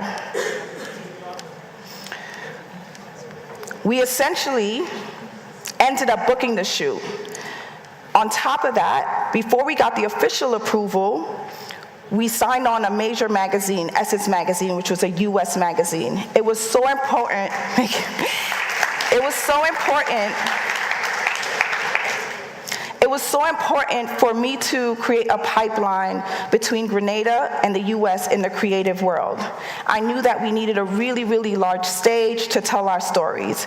It made no sense for me to tell my stories to Grenadians, but to tell my stories to the world so they can have a look into Grenada. I was so proud of this work. We got to capture the beauty of Grenada and work with people and creatives from the island and other Caribbean islands as well. We scouted from the streets, we did formal model castings, we integrated talents. It was a proud moment and a major turning point of my career. And I want you to know that this video, that's Essence Magazine.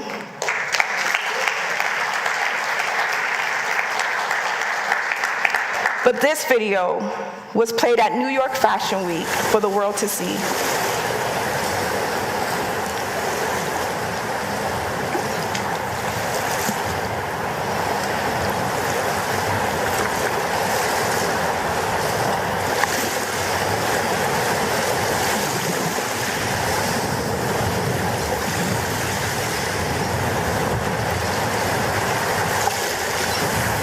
It's never too late for her to become her true self.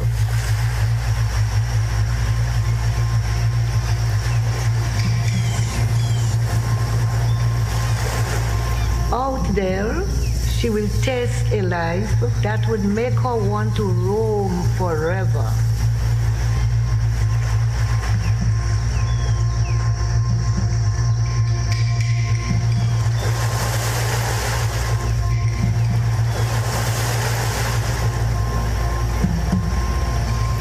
She will wrap herself in fabric made by the same hands that pray for her.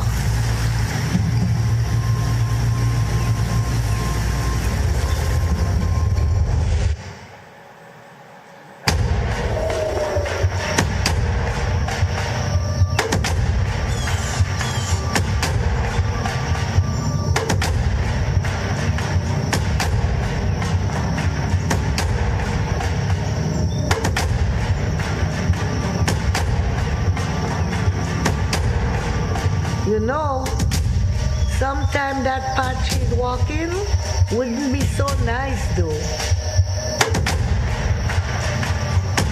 Those sharp rocks will cut up the bottoms of her feet.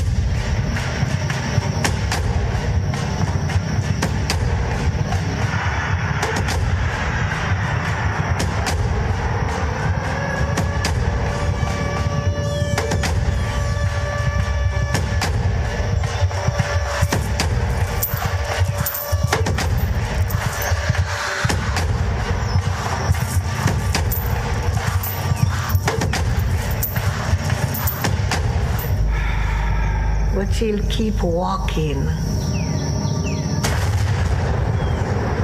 Like they say, no matter how fast the moon runs, daylight always catches up. And as sure as the sun rises every day, she will find her way home. I call her daughter of the soil.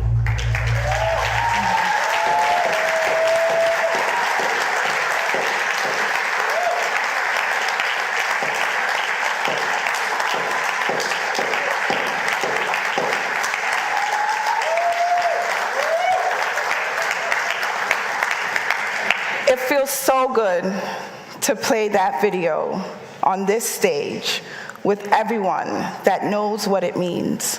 And it felt good to show them there, but what it did, it was a turning path for my career.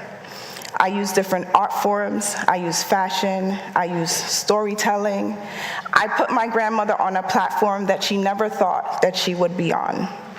And that video represents so much to me and my family and to our island, Grenada, because it took something that we just do and showcase it in this light to the world where everybody wanted an explanation like, what does this mean? And there's two parts to this, right? It's things that we do for fun, that we do for entertainment, but also it represents our ceremonies that were passed down from our ancestors. And the fact that we still hold it in such high regard today means so much. The fact that I can share this part of Grenada. Jab is so important to our culture, amongst many other things. But this was something that I knew people were taking, right? They were doing their own rendition. And I said, we have to showcase this work ourselves. You see Slum in there, right? Like we had to showcase the people that this is what they do and give them a chance to shine on this platform. So I'm going to continue to do that. Wherever I go, Grenada goes. However high I go, Grenada goes with me.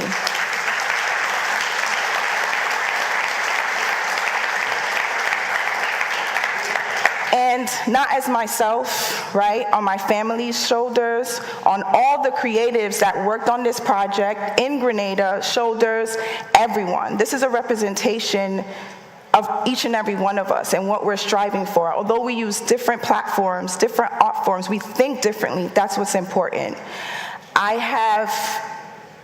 My grandmother has 9 kids, right? And many more that she didn't give birth to, but that she's raised.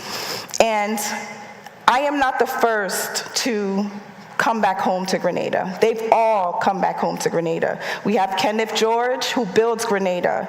We have Dave George, who started Spice Mobile. You know, it's so many of them. All of them went and made something of themselves, and they all brought it back home. And that's what I want all of us to do. That's what I want to continue to do. And that's how we're going to expand the economic infrastructure of Grenada. Because I believe it's not about the big steps.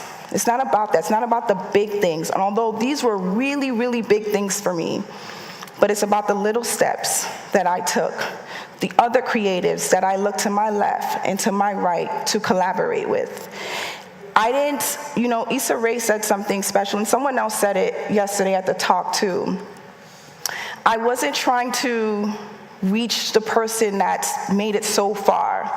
I wanted to reach the person that had passion and that had ideas, like myself, that I could work with to bring this to life.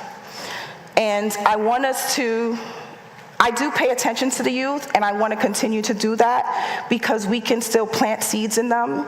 But for the adults and the young adults that you don't know how, you don't know where, just start. My grandmother, the main thing she'd taught me is use what you have. We are an island of natural resources. Use what you have. Use the things that naturally come to you. And that is all you need to go forward. That is all you need to take the next step. And I'm not saying this to be cliche, because when you see me here, I don't want to tell you how great I am, right? I also don't like to speak of myself. I just do. And I want to lead by example. And I want receipts. I like receipts, right? This is what we've done. I want you to see yourself in me. I don't have something special that you don't have. I just had an idea, and I had the guts and the courage to take the first step. And it has been a long road. It looks pretty now, it looks beautiful now, but it has been a long road and journey to get where I am. And I'm at the point now where I can say, let me reach back. Let me show someone else how to do it, but not how to do it my way. Inspire them to do it theirs, but give them the courage and the tools and the resources so that they can move and go way further than I did.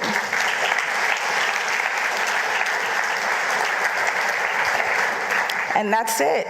That's me. That's what makes me happy. That's who I'm doing it for. The children who have that sparkle in their eyes, the young adults that I'm meeting that say, I want to be a designer. You can do it. You can be a musician. You can be a designer. You can be an architect. You can be a screenplay writer. You can be that. And I don't need to sit here and tell you that you can. I just want to spark that little light inside of you that makes you take the first step. So thank you for allowing me. Thank you.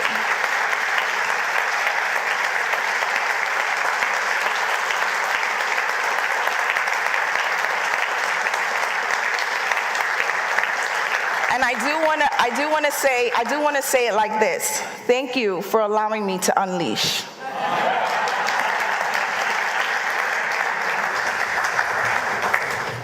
Thank you. Thank you. I'm so nervous. Oh, you guys can hear that? Take this off.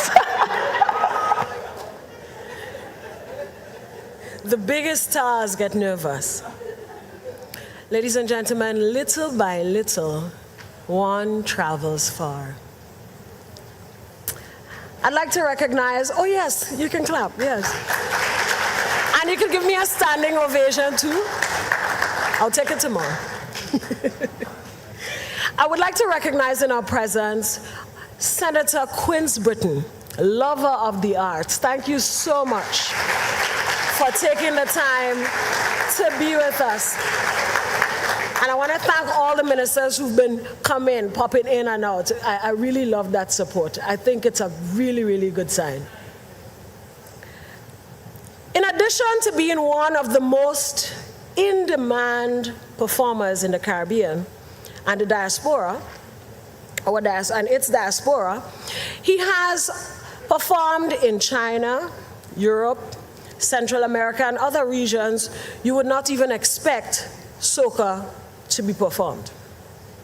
He is widely considered as the king of jab-jab music, a subgenre of soca native to Grenada.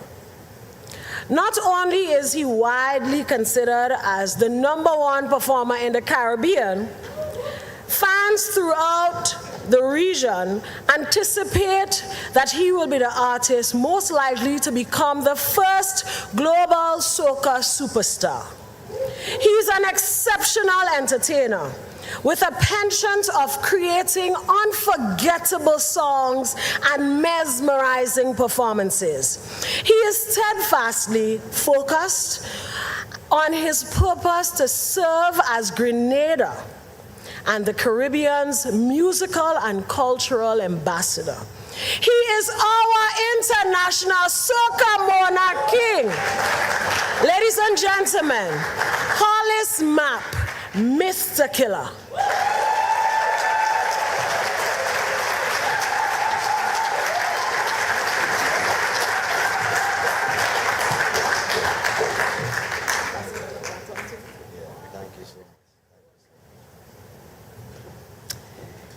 Ooh.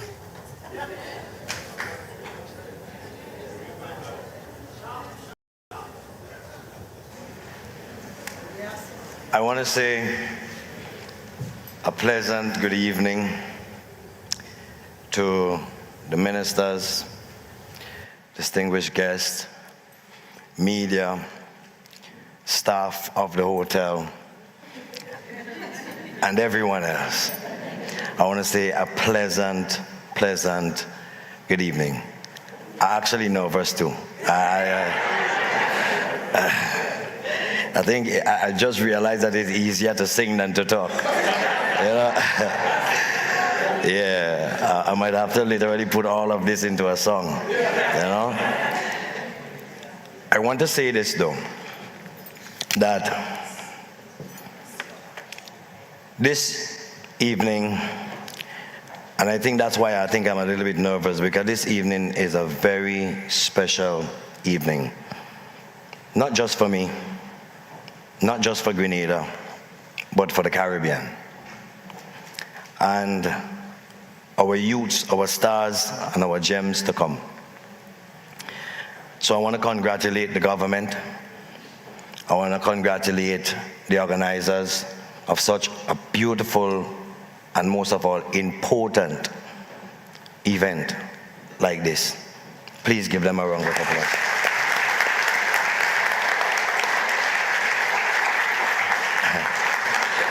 I think I'm a little bit nervous too, because my whole speech, I can't plan. So really and truly, my speech is me, and it is very important for me this evening, and it's a different swing. I think the speech that they kind of gave to me was the journey to Africa, from here to Africa and stuff like that, that journey. But I want to say this. I could only express Africa in me. And I don't have to travel far to go to Africa, because I am yet still Africa.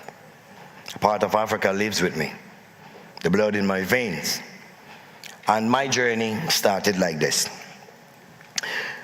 Even before me, there was my mother. At the age of 13, she started to have spiritual sightings where even her family would sometimes maybe beat her because they didn't understand what was happening. She grew into a woman trying to understand even herself. And she found a faith or a religion that could only express the things that she was experiencing or feeling. And that was the Baptist religion, which had the African expression in it. For that, she was condemned, ridiculed, pushed aside, and looked at in a funny way. But she did not stop. But then she had some beautiful children. You know, my first brother, Audric, Glenn, Catherine, Kennedy, Betty, Nelson, and then the seventh son. All right? And my little sister. At the age of 3, they played a little tape for me where my sister just gets your little radio. And you know the radios before with the cassette, you would actually press record and sing and you would record and stuff like that. And I was crying away in the background. All I want to do is sing too. At the age of 3. And I wasn't making any sense, but I was singing. She was also singing all the wrong words for the song, I realized after. But I wanted to record. And then it moved on from there. By the age of 7, the first thing I saw on my mother little black and white TV, them time you have to climb the house and turn the antenna to get the signal, and the knobs will go click, click, click, and that would be your show time. On that little black and white TV, the first thing I saw was Superman. Them time Superman wearing short pants. And Superman was wearing short pants at the time. And I wanted to be Superman. So my mother had to buy me my little Superman vest, my little shorts and stuff like that. You see how supportive she was. Little did she know that she was putting me in trouble. Because you see, a child do not see the impossibilities. A child only see possible things in his minds. That is why it is so important to groom our children from young. Because music, I did not find music. Music found me. The things that we give to our children is so important. Because when I saw Superman, she didn't realize, it's only later she realized that she had to bring me to the health center 4 times last month. Because I would damage the foot, I jump up the house with the umbrella. I quickly realized, well, it wasn't so quick, but I realized that I couldn't fly. But the next thing I saw on that little television was Michael Jackson. And that is where it started for me. I couldn't stop dancing. I couldn't stop dreaming. I couldn't stop feeling the urge for music. It will haunt me at night. I couldn't sleep. When I wake in the morning while I'm drinking tea, I will be tapping the table and my foot under the table like this. And my mother will ask, what are you doing? And I'm back in the tea. When I go to school, well, I started to get licks every week for beating the table and dancing. By the age of 10, I started performing. I would go down the road and, you know, they have Christmas activities. Ms. Grace Duncan will give toys to the kids and they have their little show. And the mistake they make was to give me a mic. You see? And by the age of 10, I started performing. I will take part in every competition there was. I will try to dance at any chance that I get. And that is where the vibes of life was for me as a child. Fast forwarding, I came to take part in all the talent search that I could find. Anyway, send me. And there was the big Grenada talent search, boy. And that competition, I actually was doing dancehall music still at the time. dancing and singing dancehall music. Actually, there is a judge here from Barbados. Yesterday, she told me that she judged me and she placed me second. But I won. Oh, she's waving right there. Thank you so much, though. At least you give me second, you know. But I won the talent search. Happy as a child, a young man, happy. But the winning prize was a ticket to go to the U.S. Mommy organized and I got the visa. When I get on that plane, I swear I make it. That is it. All in my head is that I'm going to Michael Jackson land. Not even America. But when I got there, I quickly realized that it's completely different from where I'm from. I came out the apartment, I say hello to a woman, and she looked at me like if I was a little alien. Like that does not exist there. It was different for me. So I paid attention as a youth. I always liked to learn. So I would pay attention. And I quickly realized it is completely different. As time passed, my mother sent me to a friend that she had that was taking care of me, but I started to kind of go my own way because, you know, I'm searching, I'm trying to find music, I'm on the road, but then I met the wrong friends. Because America wasn't the bed of roses. I started to get weary and frustrated as a youth because I'm not finding out. No, I am lost. At least in Grenada, I could go find a way with friends and I was doing music. Now I am lost. So I end up down the wrong road. Now that was a journey that I had to hide from everybody. That was a journey that I also had to hide from my mother. But something will tell her she would know, but I would lie. I didn't want to. But I said, no, mommy, I'm all right. That's not a bad lie. When I put down the phone, I would cry sometimes. Because the thing is, what she instilled in me was the understanding of the wrong and the right and the values actually made me know that I am not in the right place. So at that moment, on the road with my friends, everything is wrong. I started to become very frustrated. I started to feel like if I go back home, it's like I failed. You know what I mean? I didn't find what I'm looking for. I'm here, I'm lost. I go back home, I feel like I'm going to go back home like nothing. So I decided, you know what? Forget music. Let me just do this thing.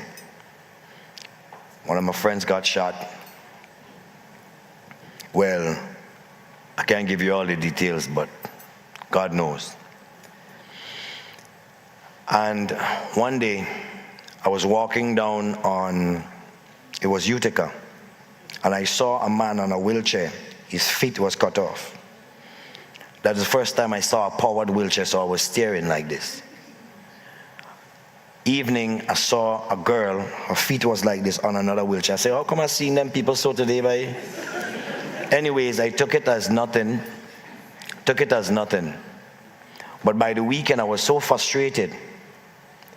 Some things happened, and I felt like there was retaliation happening, things on the street happening, and I felt like I was only going to live for about a week. I only had maybe about a week, I felt. It was okay at that moment for me to feel to give up, because I felt like I was lost. Now in that mood, in my mind, I had plans. And those plans was nothing good. But in the little basement apartment where I was jamming myself, I like music so much that I gather up all them cassettes, them people will throw it from upstairs. And I would put them to play. But I would say something. The Father never really lets you go. So I will put the cassettes to play, and while I put in the cassettes to play, I have the plans in my mind, and my plans, I'm not going to shift from it because I'm a very determined young man. If I am a footballer, I'm going to try to be the best footballer. If I am bad, I'm going to be good at it. You see?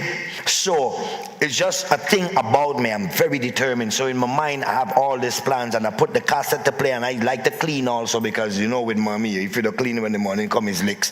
So I clean in the little apartment where I was, and I heard a melody. The melody that I heard grabbed my attention, so I run back to the tape. But you know them time when you don't have fast forward, nothing working, then you have to flip the cassette and you have to, you understand what I'm saying? You don't have rewind, so you have to flip the cassette, fast forward it, and then put it back.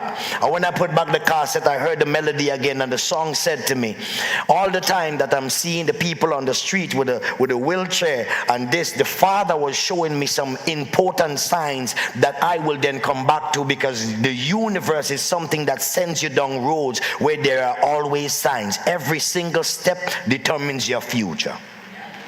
Nothing happens with just coincidence. Every single step determines your future.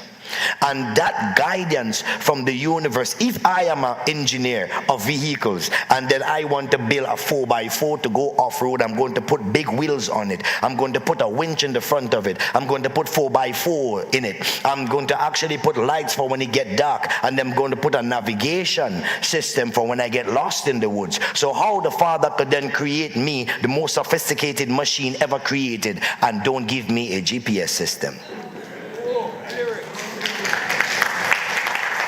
See? So he was literally preparing me for something different.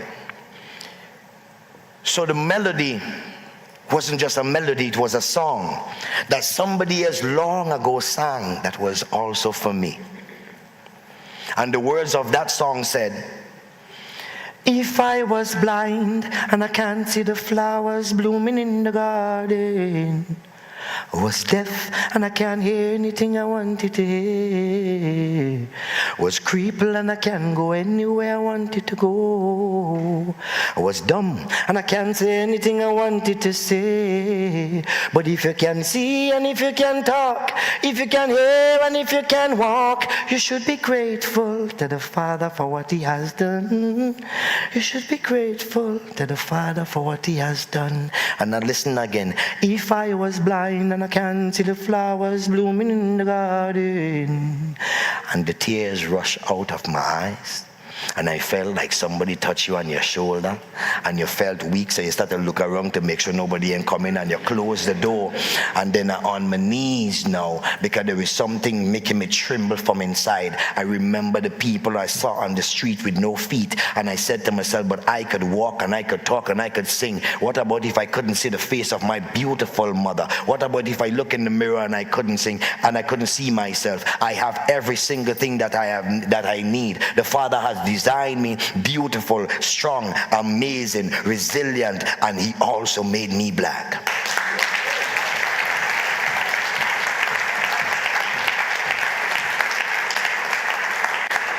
I couldn't stop crying. I couldn't stop. And that was the time I literally found that part of me that said, you know what? If there is food being thrown away, why shouldn't I eat a good plate every day? How much vehicles are there on the planet? Why shouldn't I drive a good one? How much houses are there? Wouldn't I live in a good one? I need to then choose who I want to be. I have the ability to be who I want to be. And from today, I promise you, Father, because if I promise myself, I might lie. So I promise you, Father, that I would not turn back. I'm going to be great.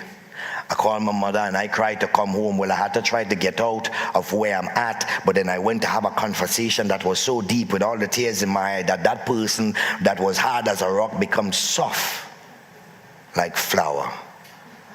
You see? And it was okay. I leave and I come back home. Nobody knows because I have to hide that part of me. And I started music. I saw soca in a different light. I saw Inspector on the truck one day, and I said, you know what? At the end of the day, I'm doing dancehall music, but the world was very big at that time. Now the world is small by social media, but the world was big. I wasn't busting in the dancehall music, so I decided, you know what? Soca is it for me. Inspector one time come off the truck, and he touched me on my head, so I go home. I didn't even want to wash my head. That's my legend, you know. And I started. When I started, I did my first song to grab, you know, the attention and stuff like that. But then after that, once I realized that people accepted me, I started to sing the gospels. But people didn't know. They didn't know, they didn't understand. They jump up to my songs all the time and but they didn't realize. Because my soca song was saying, crossing over through the valleys, me and my soldiers all behind me. But will the heathen reign until the end of time? Your king is here again. Come, let us bond him. So then we tell them, no, I'm not turning back. Forward ever, no turning back, no way. I'm not turning back. Forward ever, no turning back, no. I'm not turning back, no way. I'm not turning back, no way. I'm not turning back. Listen to the lyrics. Come to burn out all Satan worshippers, Satan gossipers. Towards them my heart is cold like Antarctica. This one rough like the chainsaw massacre. Too much time them try block my part. If it's block, them one block. Tell them come and block. Lyrics enter in a belly, bust out in a back and sew up them body like clock. Hold on a man, tell them this carnival. Lyrics enter them brain and eat out them skull like cannibal. Satan, this is your funeral. Mix them up like mineral. I with the lighter in your hand, and the torch them in your hand, and the gas them in the can. Satan, you're going to get burned. But people will be jumping up, no realize, you know.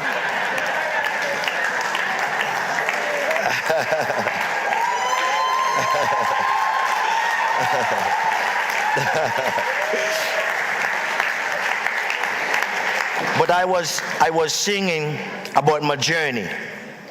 I was singing about me not turning back. I was expressing that power that I now feel inside. And I did songs upon songs, but still they didn't understand, because when I say defense, defense, defense, them start to break down everybody fence. Everybody fence flat. I went to St. Lucia. I had to have a meeting with the commissioner of police, the airport fence leaning so. Defense, defense.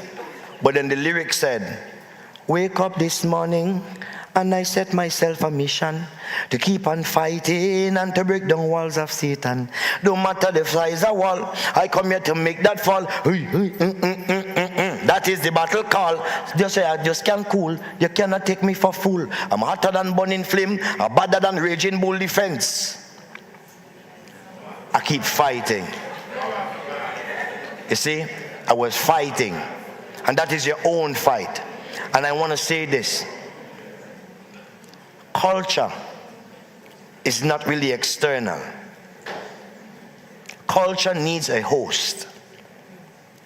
And the culture man and the culture woman are the host of our culture. We express our culture. Our culture lives in our veins.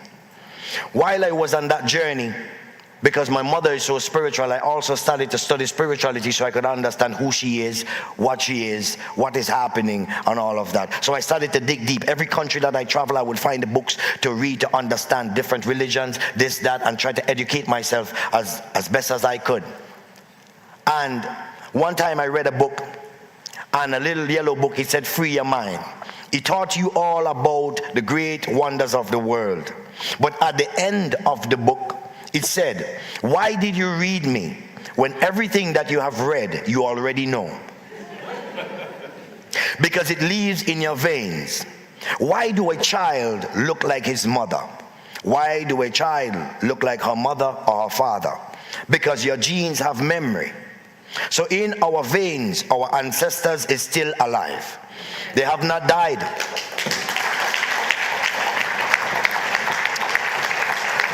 Now, when I started to understand this, now this is not just for the creatives, but because the creatives, you guys are different. You guys are different. You want to dress different. Look at me. I got look at me. You guys are different. I want to big up Miss Kim Francis for, you know what I mean? Bless her love. Yeah. Miss Kim Francis. Yeah. When I learned that, he also said To know, you must know.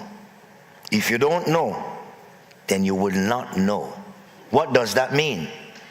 If there is a wing packed in your back, and you don't know that there is a wing there, you're going to run off some rock and fall. Brrr, you're tumbling down. But if I know there is a wing, I'm going to open it and I'm going to fly. So you have to know. That's why education is so important. Knowing makes you know. Because I knew that there was genetical memory in a system that has been created by the greatest of all great, the Lord of thy Lord and God of thy God, my creator, that lived a system inside here that holds the keys to understanding what happened before and what will then also happen. Because we ain't reinventing the wheel. Don't think we inventing this thing. That system, I understood that now my ideas do not come from my mind. Ideas are floating around in the universe. Our minds are like antennas. Our minds are that antenna that is actually going to break down the frequency chains and the signals that are coming in. Our human beings sometimes function like a cell phone. Cell phone have a battery, electrical battery that sends an electrical charge to the motherboard. You press call, create a complete socket. That complete socket called ferrons called signal called frequency. Now somebody in Germany picks up that phone and they're speaking to me in real time. Hello, hi, what's up? You go in the real time. They don't have, that doesn't have wire. Now how does that travel? People send pictures to your phone all the time, but you don't think about how does it reach there. There is a system, and that system, every system has been designed after the systems of nature, and every machine is after the human anatomy. We are the greatest machines. So I learned to download instead of just think. So ideas start flowing, music start flowing, and I just decide I am going to do everything in the most positive way that I can. And I am going to navigate not just by myself, but I am going to ask the universe, the Father, to guide me. And that is how I am here today.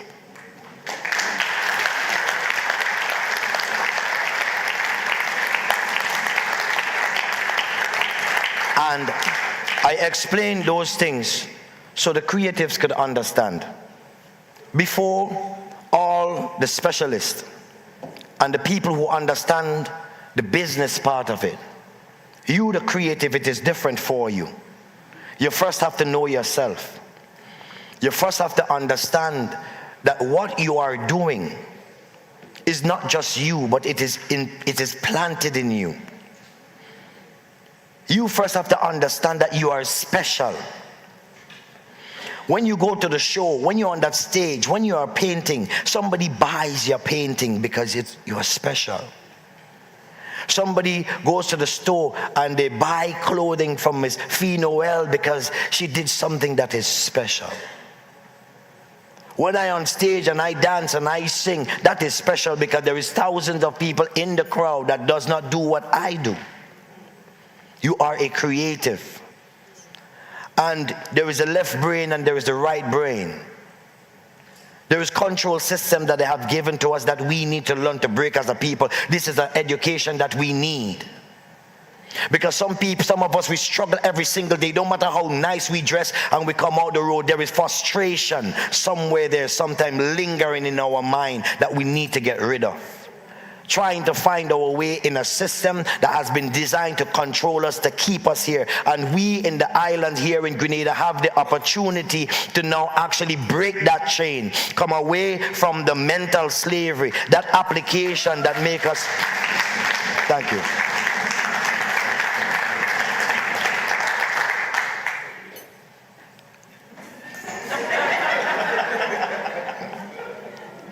To break away from that chain. There is a psychological implant in our society that actually keeps us in a certain type of bondage. For years when I won Soca Monarch, and I don't want to make this political, because I will also say this, I stand firm, I am not a politician, and I stand firm for my country. Eyes green and gold, nutmeg power. You see? And I think that I'm supposed to be free to live in that way, because it's not our currency, it's not our dollars. Money only have power because we have faith in it. Our currency, our greatest currency, no nation is stones and trees. Your nation is your people, and your greatest currency is your people.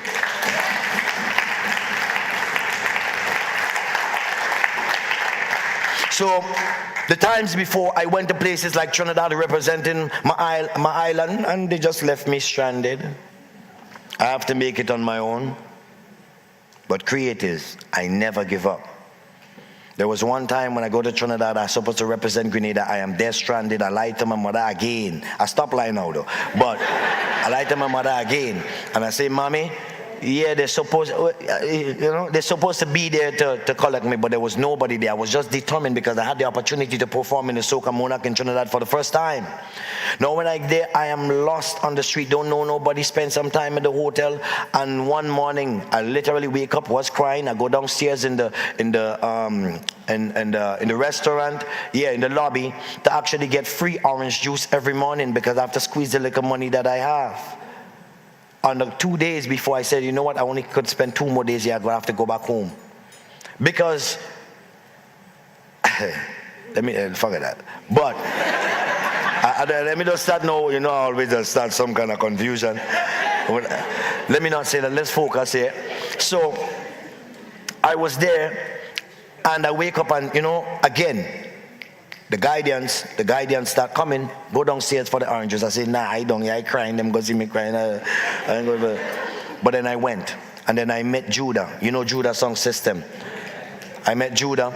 Judah said, what happened to you? I said, nothing. I try again to lie. I said, no, killer, tell me what going on. He paid for 2 more days in the hotel, give me the link to the people. He gave me, yeah? 1 minute. He gave me the link to the people to actually do the show. I did the first show. After I did the first show, so much people start coming in. I started to answer the phone and play my own manager. You understand? Make enough money to rent a house in Trinidad, get friends, and do everything on my own. I survived. Don't ever give up.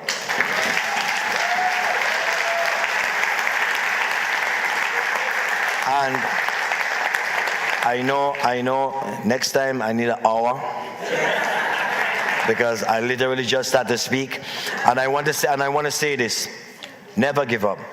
And what I did is listen to the universe, and I did not follow the hype. I listened to the universe. And I want to say this to the government and all the people who put this together. Don't let this great moment happen and then there is no action.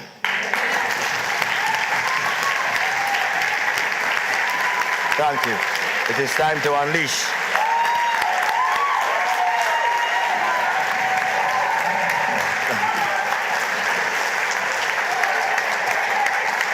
Special request while they're moving. I just want you to sing Spice Up. Right here.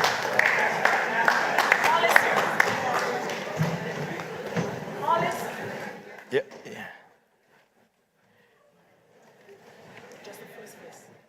The other day. Yeah. No. Thank you so much. I only sing any first time on stage. Okay. I just want you to break the... That's okay. You can let me do it. For Grenada. Yes. Introduce. Ladies and gentlemen, I want to give Mr. Killer 1 more minute. Y'all remember the other day I was a club out of London. Hello, I should back up for you? You need a backup singer? 1 minute, first verse. Now I have to sing. Well, everybody go sing with me today. And I want to sing this special song because I also want to say that Grenada, I can't sing shadow right now. All you want to party, no, it's not party time. I just want to say thanks to all the people who travel here also to actually share their love, their blessings, their knowledge, and their power and vibration with us. Thank you. Grenada, you are the best. And I want to sing just, they say one verse. The other day me go a club out of London. Who approached me, this beautiful woman? She said, excuse me, could I ask you a question? Me say, sure baby, please just prolong. The woman turned, she asked me where me come from. Say me come from down a Spice Island. I coulda see it in a she eye. She already won this island boy. She hold my hand, she pull me upon the dance floor. Hold me tight and she wouldn't let me go. When me try walk, the woman pull me back. And in me ear she start talk. And she said the rock, she love the Spice Island rock.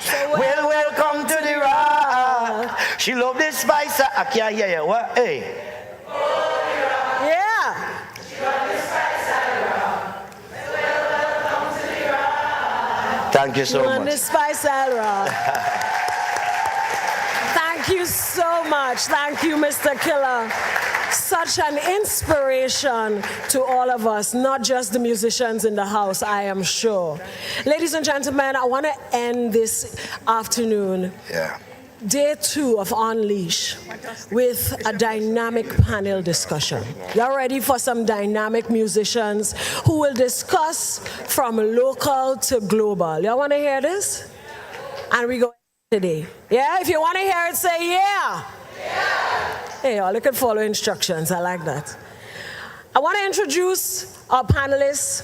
The first one, you met her yesterday.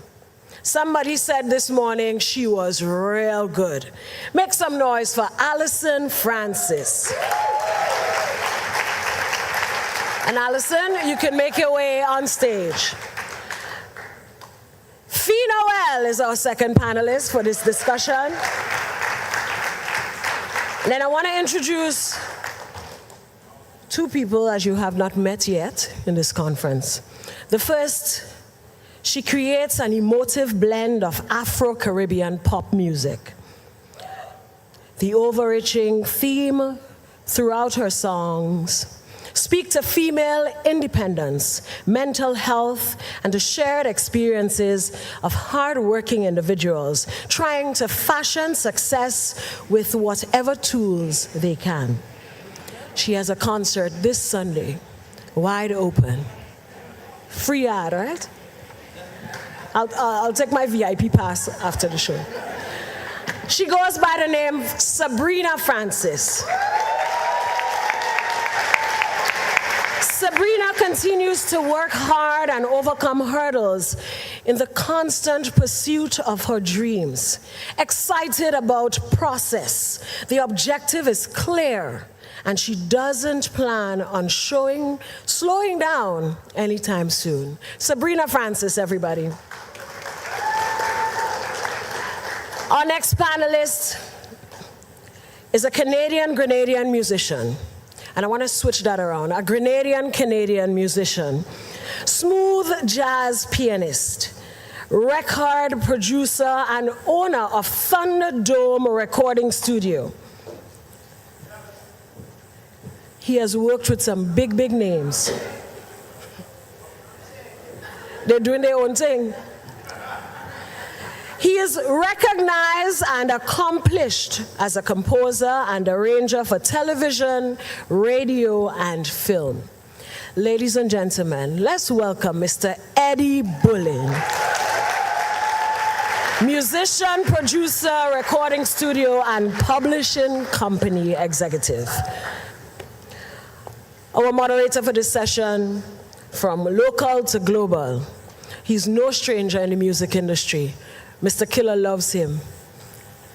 We all love him. He got me my first little gig with Peace Corps. Ladies and gentlemen, let's welcome Mr. Eugene Gittens, moderator for From Local to Global.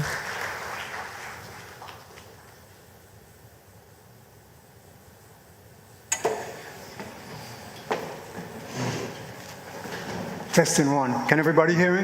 Yes. It is wonderful to see so many, and I'm sorry, so many creatives in this room here today. It's really been wonderful. What do you think of the conference so far? Thank you. Thank you. And I just want to say there are many people who have worked hard to make this possible, but I just want to personally say a special hear aloud, call out, big up to Mr. Orlando Patterson. Give him a round of applause, please. No. I mean, what did I say, Patterson? Sorry. Who is Orlando Patterson anyway? Mr. Orlando Romaine. Oh my God. Okay. So, now I understand why those Trinidad artists, this is going live, this is going to Trinidad. Now I understand why them artists, general, quake in their boots when they have to sing after Mr. Killer. Because that's a hard act to follow, really. Yes. Let's hear it from Mr. Killer. I'll give you a little story of me and Mr. Killer. I used to do the talent search he talked about. So when I came back to Grenada, I started singing national talent shows competition. He won all of them. But why did I stop doing talent search? Because the last one I did, Killer became so popular that all the youths broke down the trade center and put me through a lot of costs. So I stopped doing the show. Anyway, we're here for something different. We're here to to look at how we go from local to global. And I'm sure many of you in the audience, as creatives, may have already reached that point where you're at a level where you think, look, it's time for me to go to the next level. And given our economy, the small size of our economy, I think creative practitioners like ourselves, we have to think globally because we have to, at the end of the day, try to make a living out of this. And it's the only way, too, that sector can grow if we have that mass rather than just the small market in which we live. These folks on the stage, well, except for Alison, but she's here for a different reason, but certainly Eddie Bullen, Fee Noel, and our dear Sabrina Francis have all reached a level where at different stages they are taking Grenada, taking greens, right, to the world. And so I would want to start with maybe the person closest to me, Sabrina. Hello. I know you have a big concert coming up this weekend. What day is it? Mother's Day, May 14th. Mother's Day, Wide May 14th. open. Wide Mama open. If you're here, go. Right. You have been making a lot of waves, for the past couple of years. Putting us on the map, putting Grenada on the map. I know when you go back to the UK shortly, you have a gig at Royal Albert Hall. Yeah. That's very significant. Let's hear it. Thank you. What would you say has helped you to make the strides you have made in the short space of time that you have made them? I think the biggest thing for me would be my team. Being an independent artist it's a lot to do. Every little aspect of it is almost like a full-time job. So I can't stress the importance of a group of people. It could be a small group of people. I have like 5 people with me who think of what we could do. We think of ideas, and then there's like the everyday running to get to a point where we would like to be eventually. But I would say the biggest thing that you need is just a group of people that believe in what you're trying to do, and you get together and just try your best with whatever tools you have to get to the next level. Okay. Yeah. I'll skip you for a minute. I'll go to Eddie. As most of you would know, Eddie is a smooth jazz artist, but he is also a music producer. He has his own studio, as was said before, and he has produced many people. I know lately he's been working with a Barbadian artist, and he's done a lot. But Eddie, I know your journey coming out to Grenada to try to break through an area like smooth jazz in Canada, so taking a local Grenadian musician and trying to make them Canada. How was that possible? Well, I mean, you have to have stakeholders. And I mean, I'll correct you as well, too. I am a smooth jazz artist, but I've worked extensively with all the Calypsonians in Trinidad, from Marshall. I produced Marshall's stuff to Sparrow and all in between. And in Jamaica, from Toots and the Maytals to Beanie Man. I've worked with all those artists. But my thing, and I mean, my thing is contemporary jazz, smooth jazz. So when I came to Grenada, I met Jeremy, and I thought he was an amazing musician, and I encouraged him to write some songs. He had pieces of songs, and I encouraged him to finish the songs, write the songs, brought him to Canada, and I did the record. However, what I have to do is, you have to have stakeholders in this industry. I cannot do it all by myself. I used to be able to do it all by myself, but there's so many moving parts in this industry right now that I can't, and you can't keep up with it. I mean, last week, Facebook, you can do this on Facebook, and this week, all of a sudden, you can't do it. So I have stakeholders. I have what we call a tracker in the United States who works on getting the record to radio. I have social media strategists who takes care of all his social media posts. They look at every moving part. I have another company which is Believe Distribution. They are the biggest independent distribution company in the world, so they handle my record company. So it's having all those people in place. I mean, Jeremy he's getting over 5,000 spins a day. I mean, he's like, just think about it. He has over 450, actually 4,500,000 streams. That's two and a half times the population of Trinidad, right? And he did that in a year. Those are the kind of numbers that, right? So to follow up on that real quickly though, there must be, I know there are, I've seen them, there are musicians, artists in the audience. Mm-hmm. How do they prepare themselves to take the music from where they are now, locally, to a global level? Just very quickly, Well, yeah, I mean, one of the things is social media is the vehicle that everybody looks at.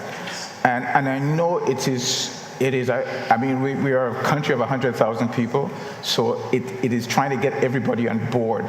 That is the thing that we all look for. That's the thing that companies look for. That's the thing that I look for with regards to an artist. And that's what I try to cultivate. And trying to find new ways of marketing and promoting yourself. For example, there was a lot of talk of ChatGPT. You have to figure, once there's a new, some kind of new idiom to promote yourself, you have to find a way of doing it before the rules and regulations get in, and then it sort of squeezes everything. So, for example, I think that's one of the things that we have to look for. Look for unique ways of marketing and promoting your stuff. I mean, that's kind of really what it is to break through to get to a global audience. Mm-hmm. Fee Noel, well, already established brand, and for the other fashion designers in the audience, you already established, and I know the hardest thing is, it's one thing to get there, but to stay there is probably even harder. Mm-hmm. So when you get there, how do you stay there and even go further?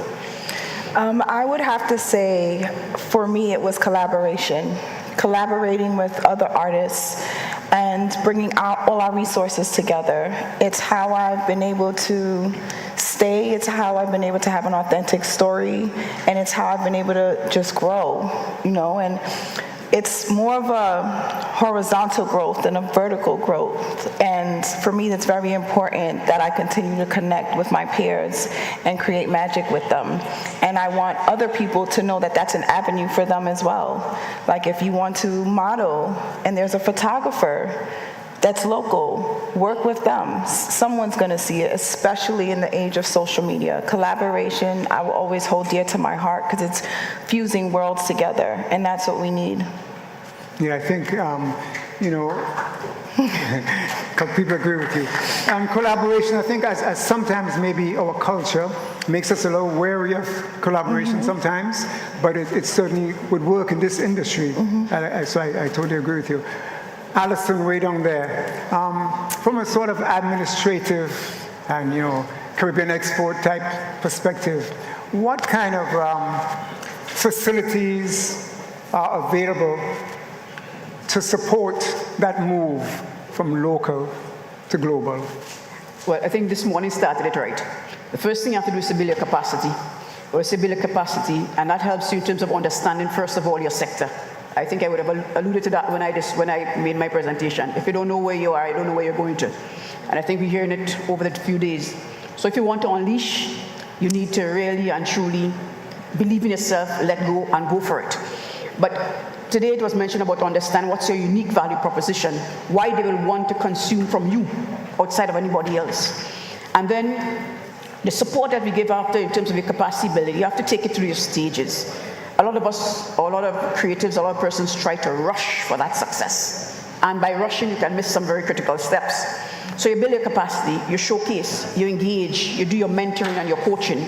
We heard it talk about, I think it was on the first day, but that is critical for the creatives, the coaching and the mentorship, and to go through and to learn from each other. And I think what I'm hearing this afternoon, and what is very important as well, is the issue of collaboration. I would have said it in my presentation as well. It's not about going alone. I think Simon mentioned, you're a photographer, but you have the writer, you have the other artists next to you. It's about collaborating and how, as a sector in of its own, you can go forward. So then just a final point before we continue is that I think for us and where Grenada is concerned and what we're trying to do, consider this issue from a festival standpoint. I do believe we would have mentioned it again earlier about whether, they come it's not just about carnival, but you come for a theater production. And the theater would involve fashion, the theater would involve your music, the theater would involve, in some cases, your animation, and you'll be able to pull all the sectors, your craft. But the basic thing is, in terms of where there's support for, and I hope you'd hear from like CAFA and the other development organizations and support, is in terms of helping you with your capacity and then getting you to market, showcasing. But getting you to market, and I would have said it when I discussed before, to trade, you don't need to leave. And that's where the digital economy comes in. And I just want to identify that local to global don't mean you got to leave this rock. All right, you can get out there by being digital. You can get out there by making sure you have an online presence. If you're not online, you do not exist. And this morning we talk about the fashion and the virtual reality and the AIs and different things. So you're going to sell your fashion, they must be able to see it. You must be able to put that dress on you. I spoke to some youths at UNESCO, was earlier on this year or late last year, and that's the idea. If you want to push yourself out there, the person out there must be able to see. And we look at building that capacity, and then think from the policy standpoint and so forth, then, for those who have the actual good, how do we deal with the issue of e-commerce and payments and transfers? But that's a whole other discussion and level we need to talk about when we talk about local to global, if you're going to talk about trading and getting your product out there. Services is easy, digital, online, but when you talk about a product now, you have to talk about the issue of your e-commerce and your payments and the movement of your goods. So we could discuss further, but there's a lot of support through our development agencies within the region to help that. And I think the initiative what's here today starts that with what the government has done. And we need to, as they said, I think Mr. Killer said it, and I want to reiterate, you can't make after today or tomorrow. It cannot stop. It has to continue. But I want to impress. You have to continue it. I don't want the government to continue it. I want you to continue, because it's about you. And it has to be about you, not the government. All right, thank you so much. Thank you. Salient point there. Sabrina. Yes. What are some of the challenges you've had along the way? Like maybe 2 big challenges that you were able to overcome that are significant that you can share with others. Okay. There are many challenges that I feel like you face as an independent artist. One of them, the biggest one I would say, is the challenge of finances. As an artist, we feel like we're stuck sometimes because we have all of these things that we want to say and all of these skills that we want to showcase, but we ain't had no money. I would say start wherever you are. So you're an artist, you have something to do, you want to do it. Money not just gonna fall out of the sky. So start wherever you are. You have social media as your tool. You have social media as a tool. You have your arts, you have your crafts, you have everything that you want to do. Sit for a moment, find your team, and come up with a plan. There was a moment in my life where I was just doing every and anything just to do out of like your desperation. You're trying here, you're trying there, you're trying there. one of the strongest things that I've been able to do was get my team sit for a moment, analyze where I am, analyze where I want to go, get as much information as you can from there, and come up with some kind of a plan, as small as it is. And when you have a plan, I feel like there are people who you could present that plan to. Sponsors. I found one. His name is Dieter Burkhalter. And there are people who believe in the things that you want to do. There are grants that exist. But I just feel like you have to sit with your team or with yourself, come up with some kind of a plan that you could present to those people who are able to help your journey. And so things go from there. It's never that simple as I just said it, but it's a place to start. Gather information, get a plan together, present it to a bank, present it to an investor, present it to somebody, and see where it goes from there. That's how I kind of broke into my challenge of finances. It's still there and it will always be there, but I'm just saying, I feel like this is what I could give you to start with. Thank you. I don't know if everybody in the audience knows, but Sabrina's mom is an excellent singer as well. I knew her mom before I knew her. She has a great Christmas song that plays every Christmas on Grenada radio. So big up your mom as well. Thank you. Eddie, your dad used to have a music store in Grenada. Yeah. Bullen's Music Store, Lower Lucas Street. And you grew up in the music store. You grew up, I remember you were a kid playing the keyboards when I go in there to look at the guitars and stuff, and that's where it started, right? Exactly. How much does the artists have to prepare themselves, especially singers, musicians? How much do you think, especially now when you can probably go on a computer and kind of make the beats and not really know much music, how much do you think to go from local to global? What kind of music rudiments do you need, if at all? Yeah, I mean, you have to have the passion, and I had the passion, and my dad noticed that, and every time he sold a piano, I was the last point of sale. He'd say, "Son, sit down and play the piano for those people." And that would be the last point of sale, people pulling money out of their bosoms, and it's because they want their child to play like me. I also heard you played for the convent girls, I heard that's what your motivation was, playing for the convent girls as they walk by. Exactly. So, yeah, I think really it's the passion. You have to, and that, for me, I had the passion. I mean, I would have my headphones on, in the middle of the night, 2 o'clock in the morning, my dad would wake up and freak out because I have to go to school the next morning and I'm listening to music. So it's the passion. And I think, to sort of echo what Sabrina was saying with regards to having a plan to go from local to global, I've worked with a couple of other Caribbean islands, and one of the things that, actually Barbados, one of the things that they do is we have a lot of festivals in Toronto, especially in the summer. There's festivals everywhere. And some of the festivals, they have big name artists, but sometimes what they do is if you could get to, for example, to Toronto, and what the Barbados government has been doing is financing the groups to get to Toronto. And what the festivals do is they headline that group. That group is in all their social media, so they pay them as a local group. So in terms of getting your name out there, it's on the radio all across, the Canada about, you're being part of the festival.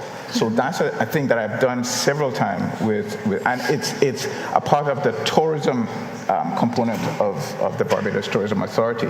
Their branding is tourism. They want to make sure when it's cold in Canada, you come to Barbados, and we have the better beaches. Any Bajans in the house? Any musicians?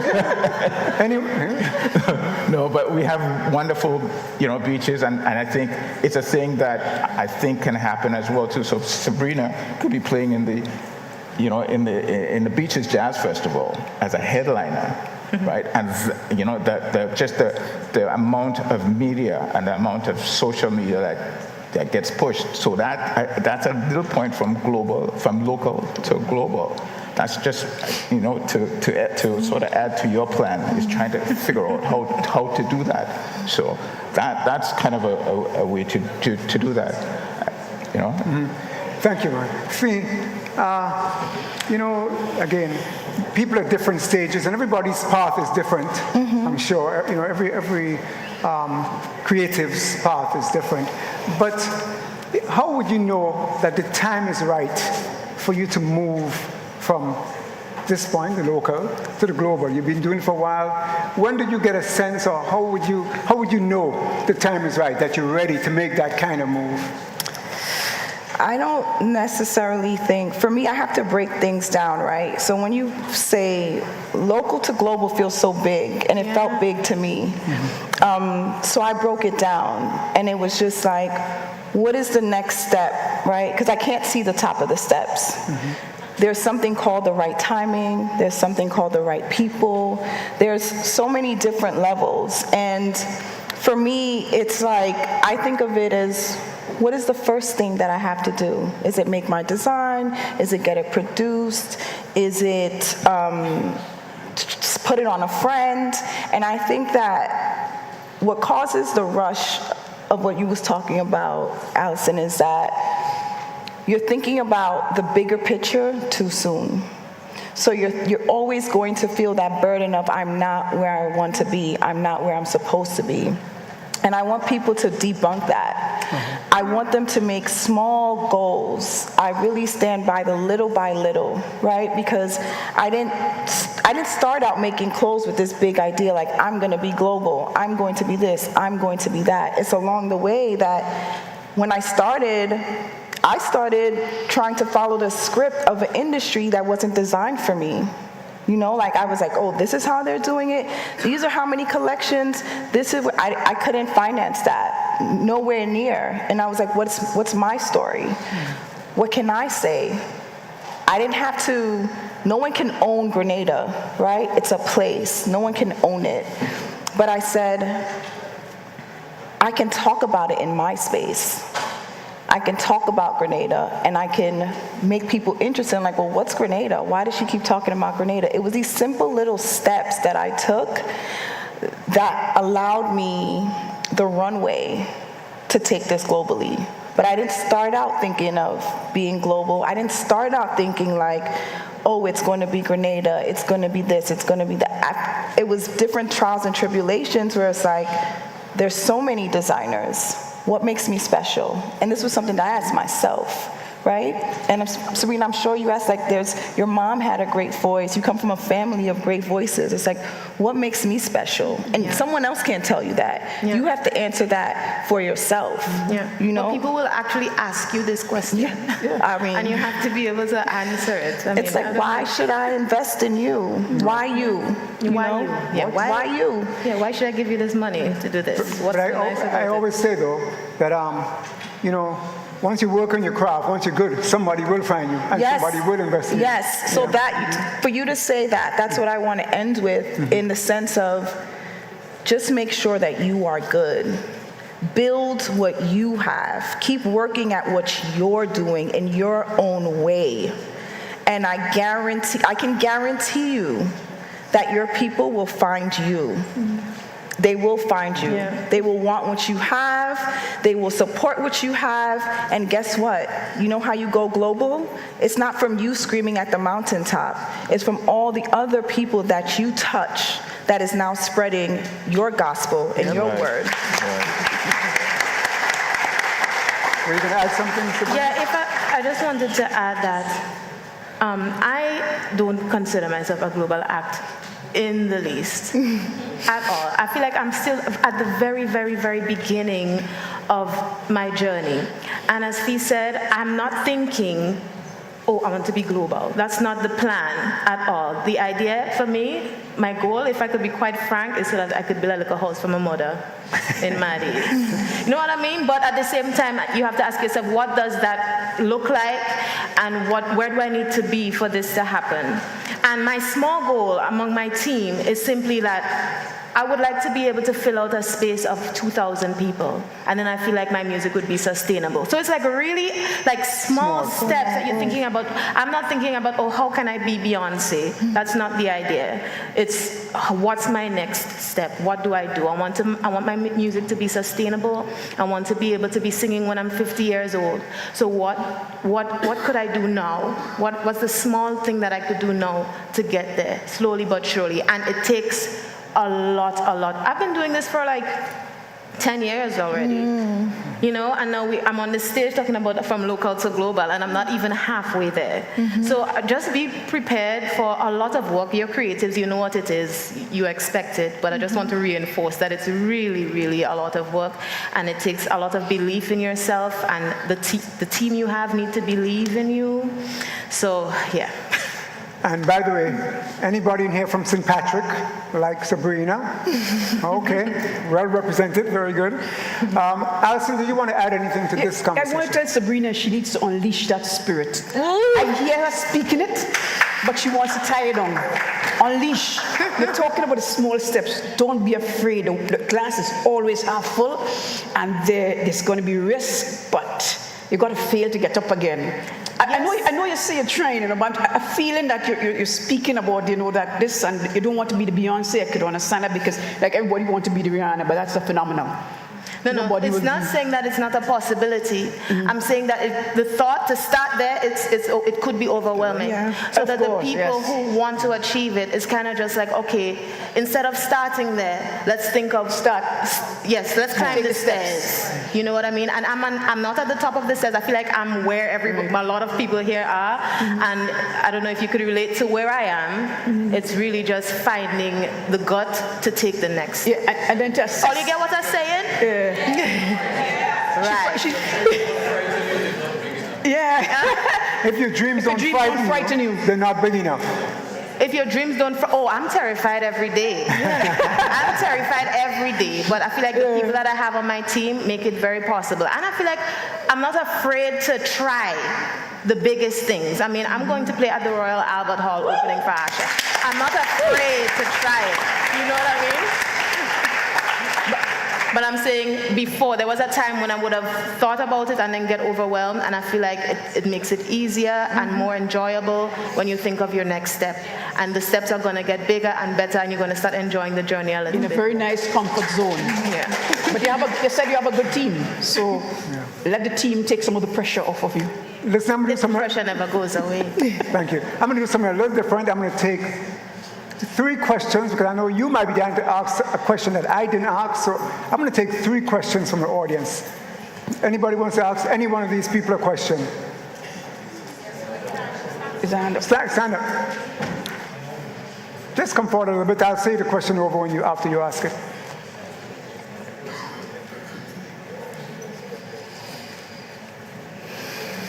Okay, so my question is general for anyone who cares to take a stab at it.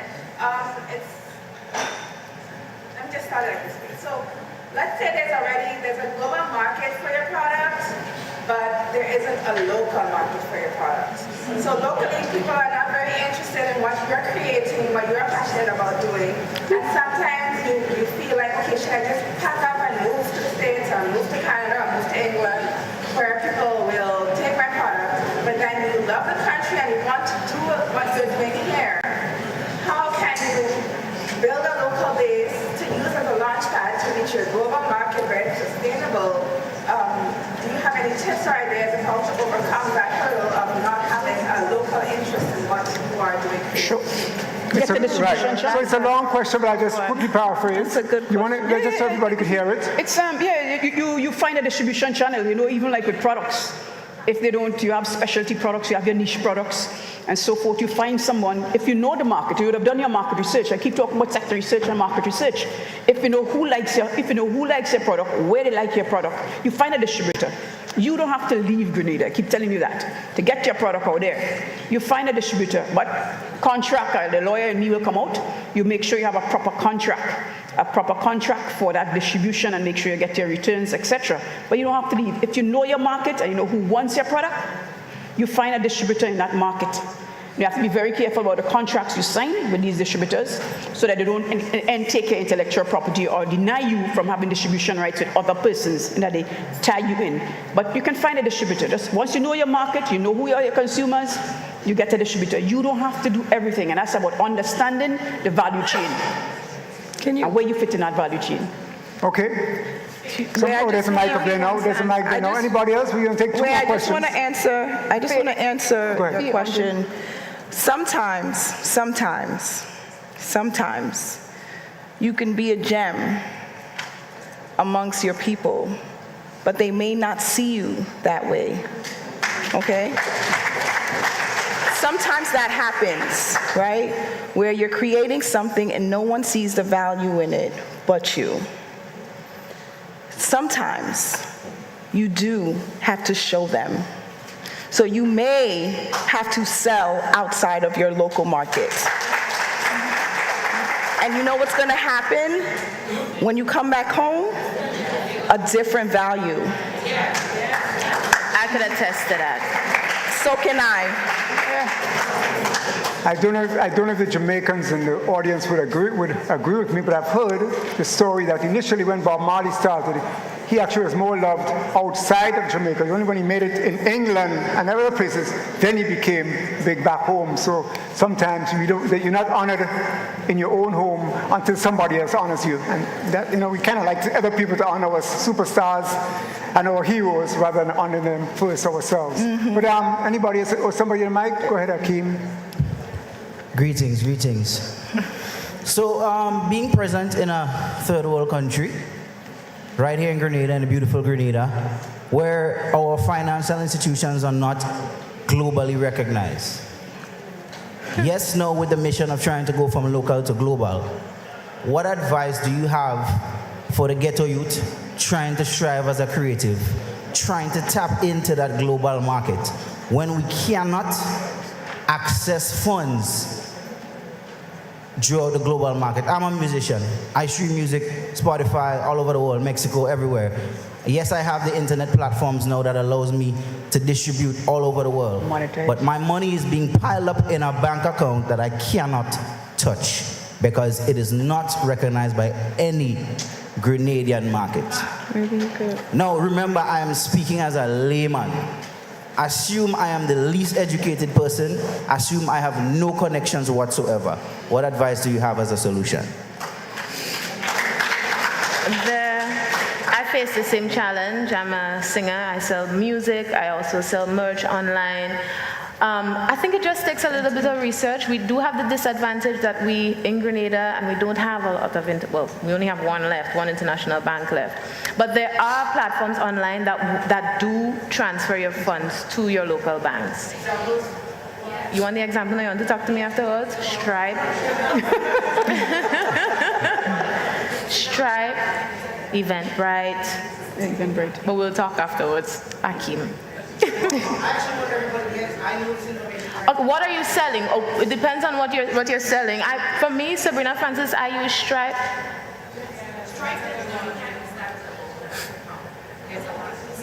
So do you have, is the funds overseas and you can't get it to Grenada? I'm trying to understand that. Yes, the issue is that sometimes when you do business online, mm-hmm.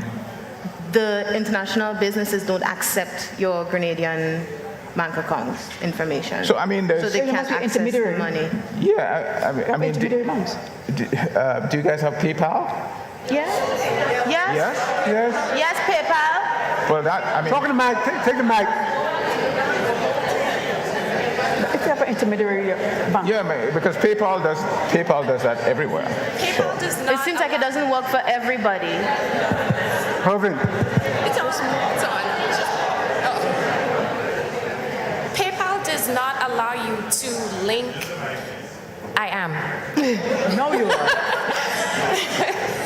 PayPal, you can, because of the U.S. tax laws and etc., you cannot link a non-U.S. bank account to receive funds through PayPal. You can pay out your wazoo through PayPal all you want, but you cannot receive money. The money can be paid to you, but it will just sit there. You cannot. It can't be transferred from PayPal to a local bank. A U.S. bank account. I'm sorry, I don't mean to disagree, but I literally receive money using my. Where's your business registered? Grenada. All right. So, if you sorry, I can't hear. all right, Okay. if you actually do that, Sabrina, can you create an email or something to after this to like share the information? Because I've tried PO, My I've tried email is PayPal everywhere. info@sabrinafrancis.com, because this seemed like a really hot topic. Yeah, it is. So please, we could talk about it. info@sabrinafrancis.com. Doc, go ahead.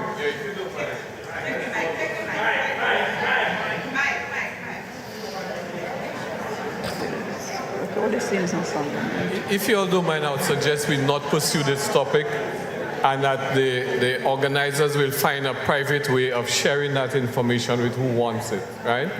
Because some of this is being live streamed and everything, and the reality is that there are a lot of impediments that are put our way for doing financial services and transactions, and some of them make no sense. These are battles the central bank is fighting, we are fighting it at the OECS. So if Sabrina has found a way that works for her, then let that be her secret with sharing with us, right? So for a while, so as long as that window is open, we make use of it. Thank you. We don't need to discuss. Okay, well, actually, I just want to mention one thing that comes to mind, because you're talking from local to global, right? So in Canada, there's a... Let's just hear Eddie O'Well. So in Canada, the government of Canada came up with an initiative. If you notice that... Hold on one second. Just hold those conversations for a while. I know we have a hot topic going on there, but one last comment from the panelists. Go ahead, Eddie. The government in Canada, they've come up with, which is called the CRTC, which governs the airwaves in Canada. If you notice that every major artist now is a Canadian artist. Drake, The Weeknd, right? And there's a reason for that. You know what? The government of Canada says every radio station has to play 33 1/3% Canadian content. So what happens? All the major record companies signing all the artists because they know they're going to get played in Canada, right? I mean, from jazz, if you think of Michael Bublé, he's the biggest selling jazz artist. If you think of Diana Krall, she's the biggest selling, all Canadians.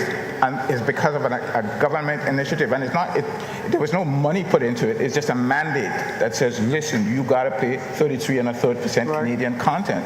And over the years, you see what happens. Yes. So, and this is another thing, Sabrina, that, and Alison talked about this as well, where is collaborating.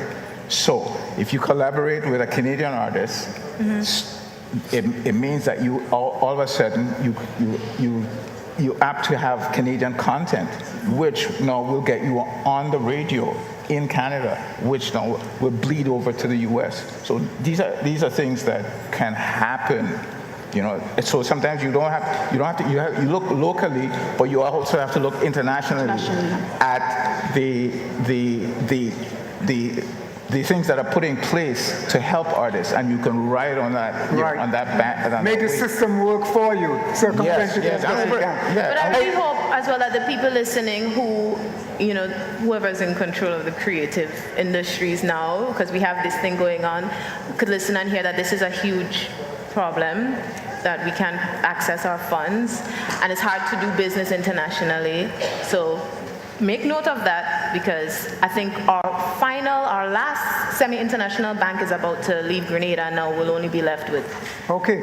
Well, we thank you, Sabrina. Thank you, panelists. But Mr. Killer, he wants to say something really entertain you. Go ahead.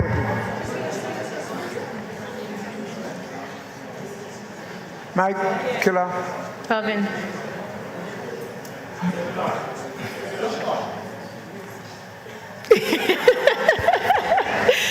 Why you do me that?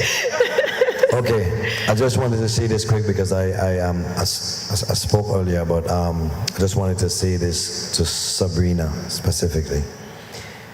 You are one of my favorite artists in the world, in the whole world. I just want you to know that. And as you speak earlier on about making the small steps, even if we make small steps, as you say, from local to global, because I became an international artist by also taking the small step, but one day waking up and say to myself, let me start channeling after I learn how to channel. The universe reads what you dream. So even though we take small steps, you don't want your target to be short. You want your target to be big. So don't forget to keep dreaming big at the same time. When you go to sleep at night, remember in your mind that you are bigger than Beyonce. You understand what I'm saying? Yeah, I just wanna leave that, because the universe do read where our mind is at. I wake up one day, I was fed up with just doing the soca monarch and stuff like that, and I started to think a certain way. In the same year, I had my first international hit that became the most viewed soca song in history at the time, which was Roly Poly.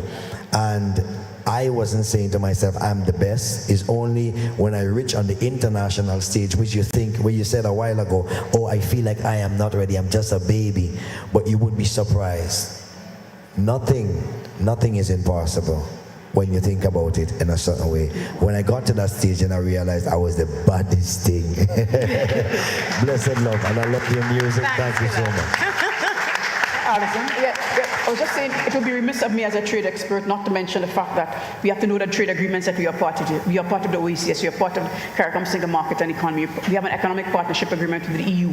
We are also members of the WTO, and there are rules by which we have to follow. So as you talk about local to global and you understand your export readiness, you must know what your rules of origin requirements. So the fashion designer, where you get your input, the craft persons, where you get your input to meet the rules of origin requirements so that you can get your products duty-free, quota-free into the European market, which makes your product obviously then more competitive. So these are things you have to think about when you talk about price and competitiveness.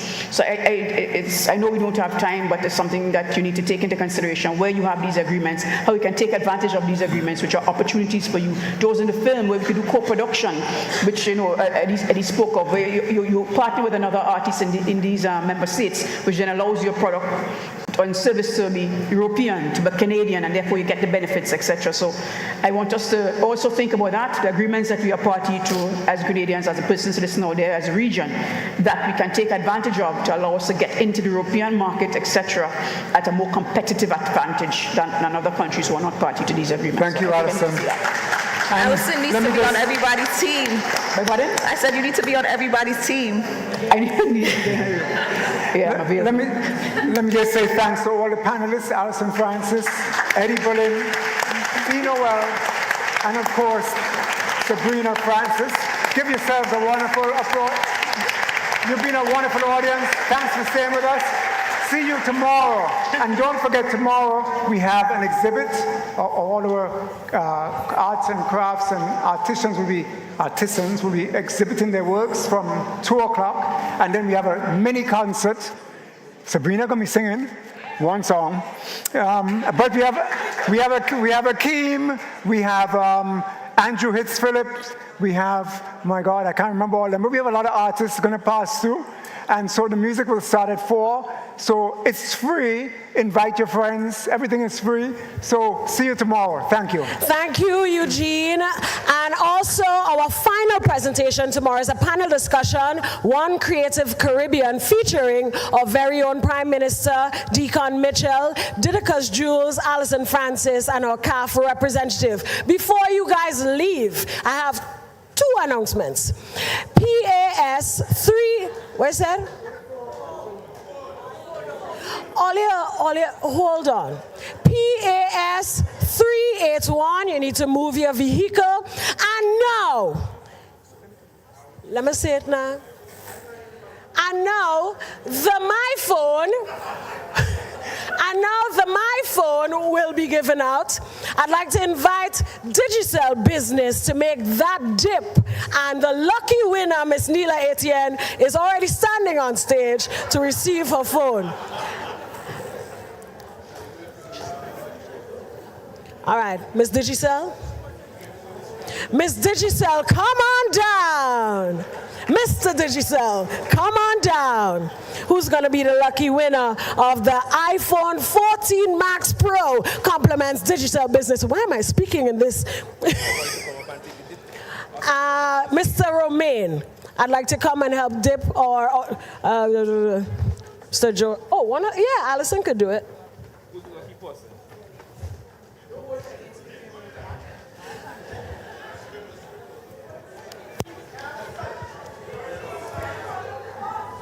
Shake. Call my name.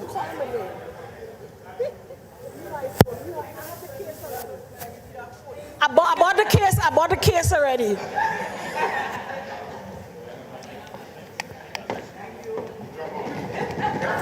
It's me. The winner, if you are here. He is. If this person is not here, that phone going home with me. All you are happy for the person. The winner of the iPhone 14 Max Pro is Mr. Akeem Abraham.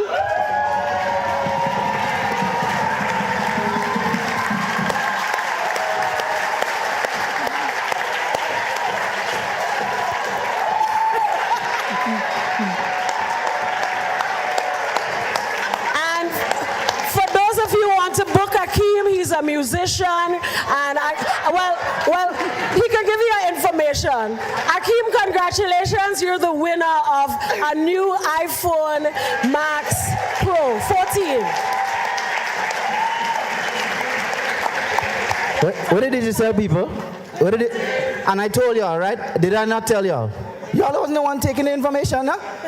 Oh, anyways, you want to know first story? A few days ago, I drove over my iPhone. So thank you very much in the name of the Most High.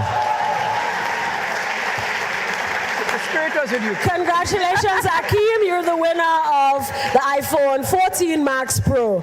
Ladies and gentlemen, this is it. We ended on a high. See you tomorrow, 9 o'clock sharp, for our first two presenters telling their story about how they got through the industry. Thank you.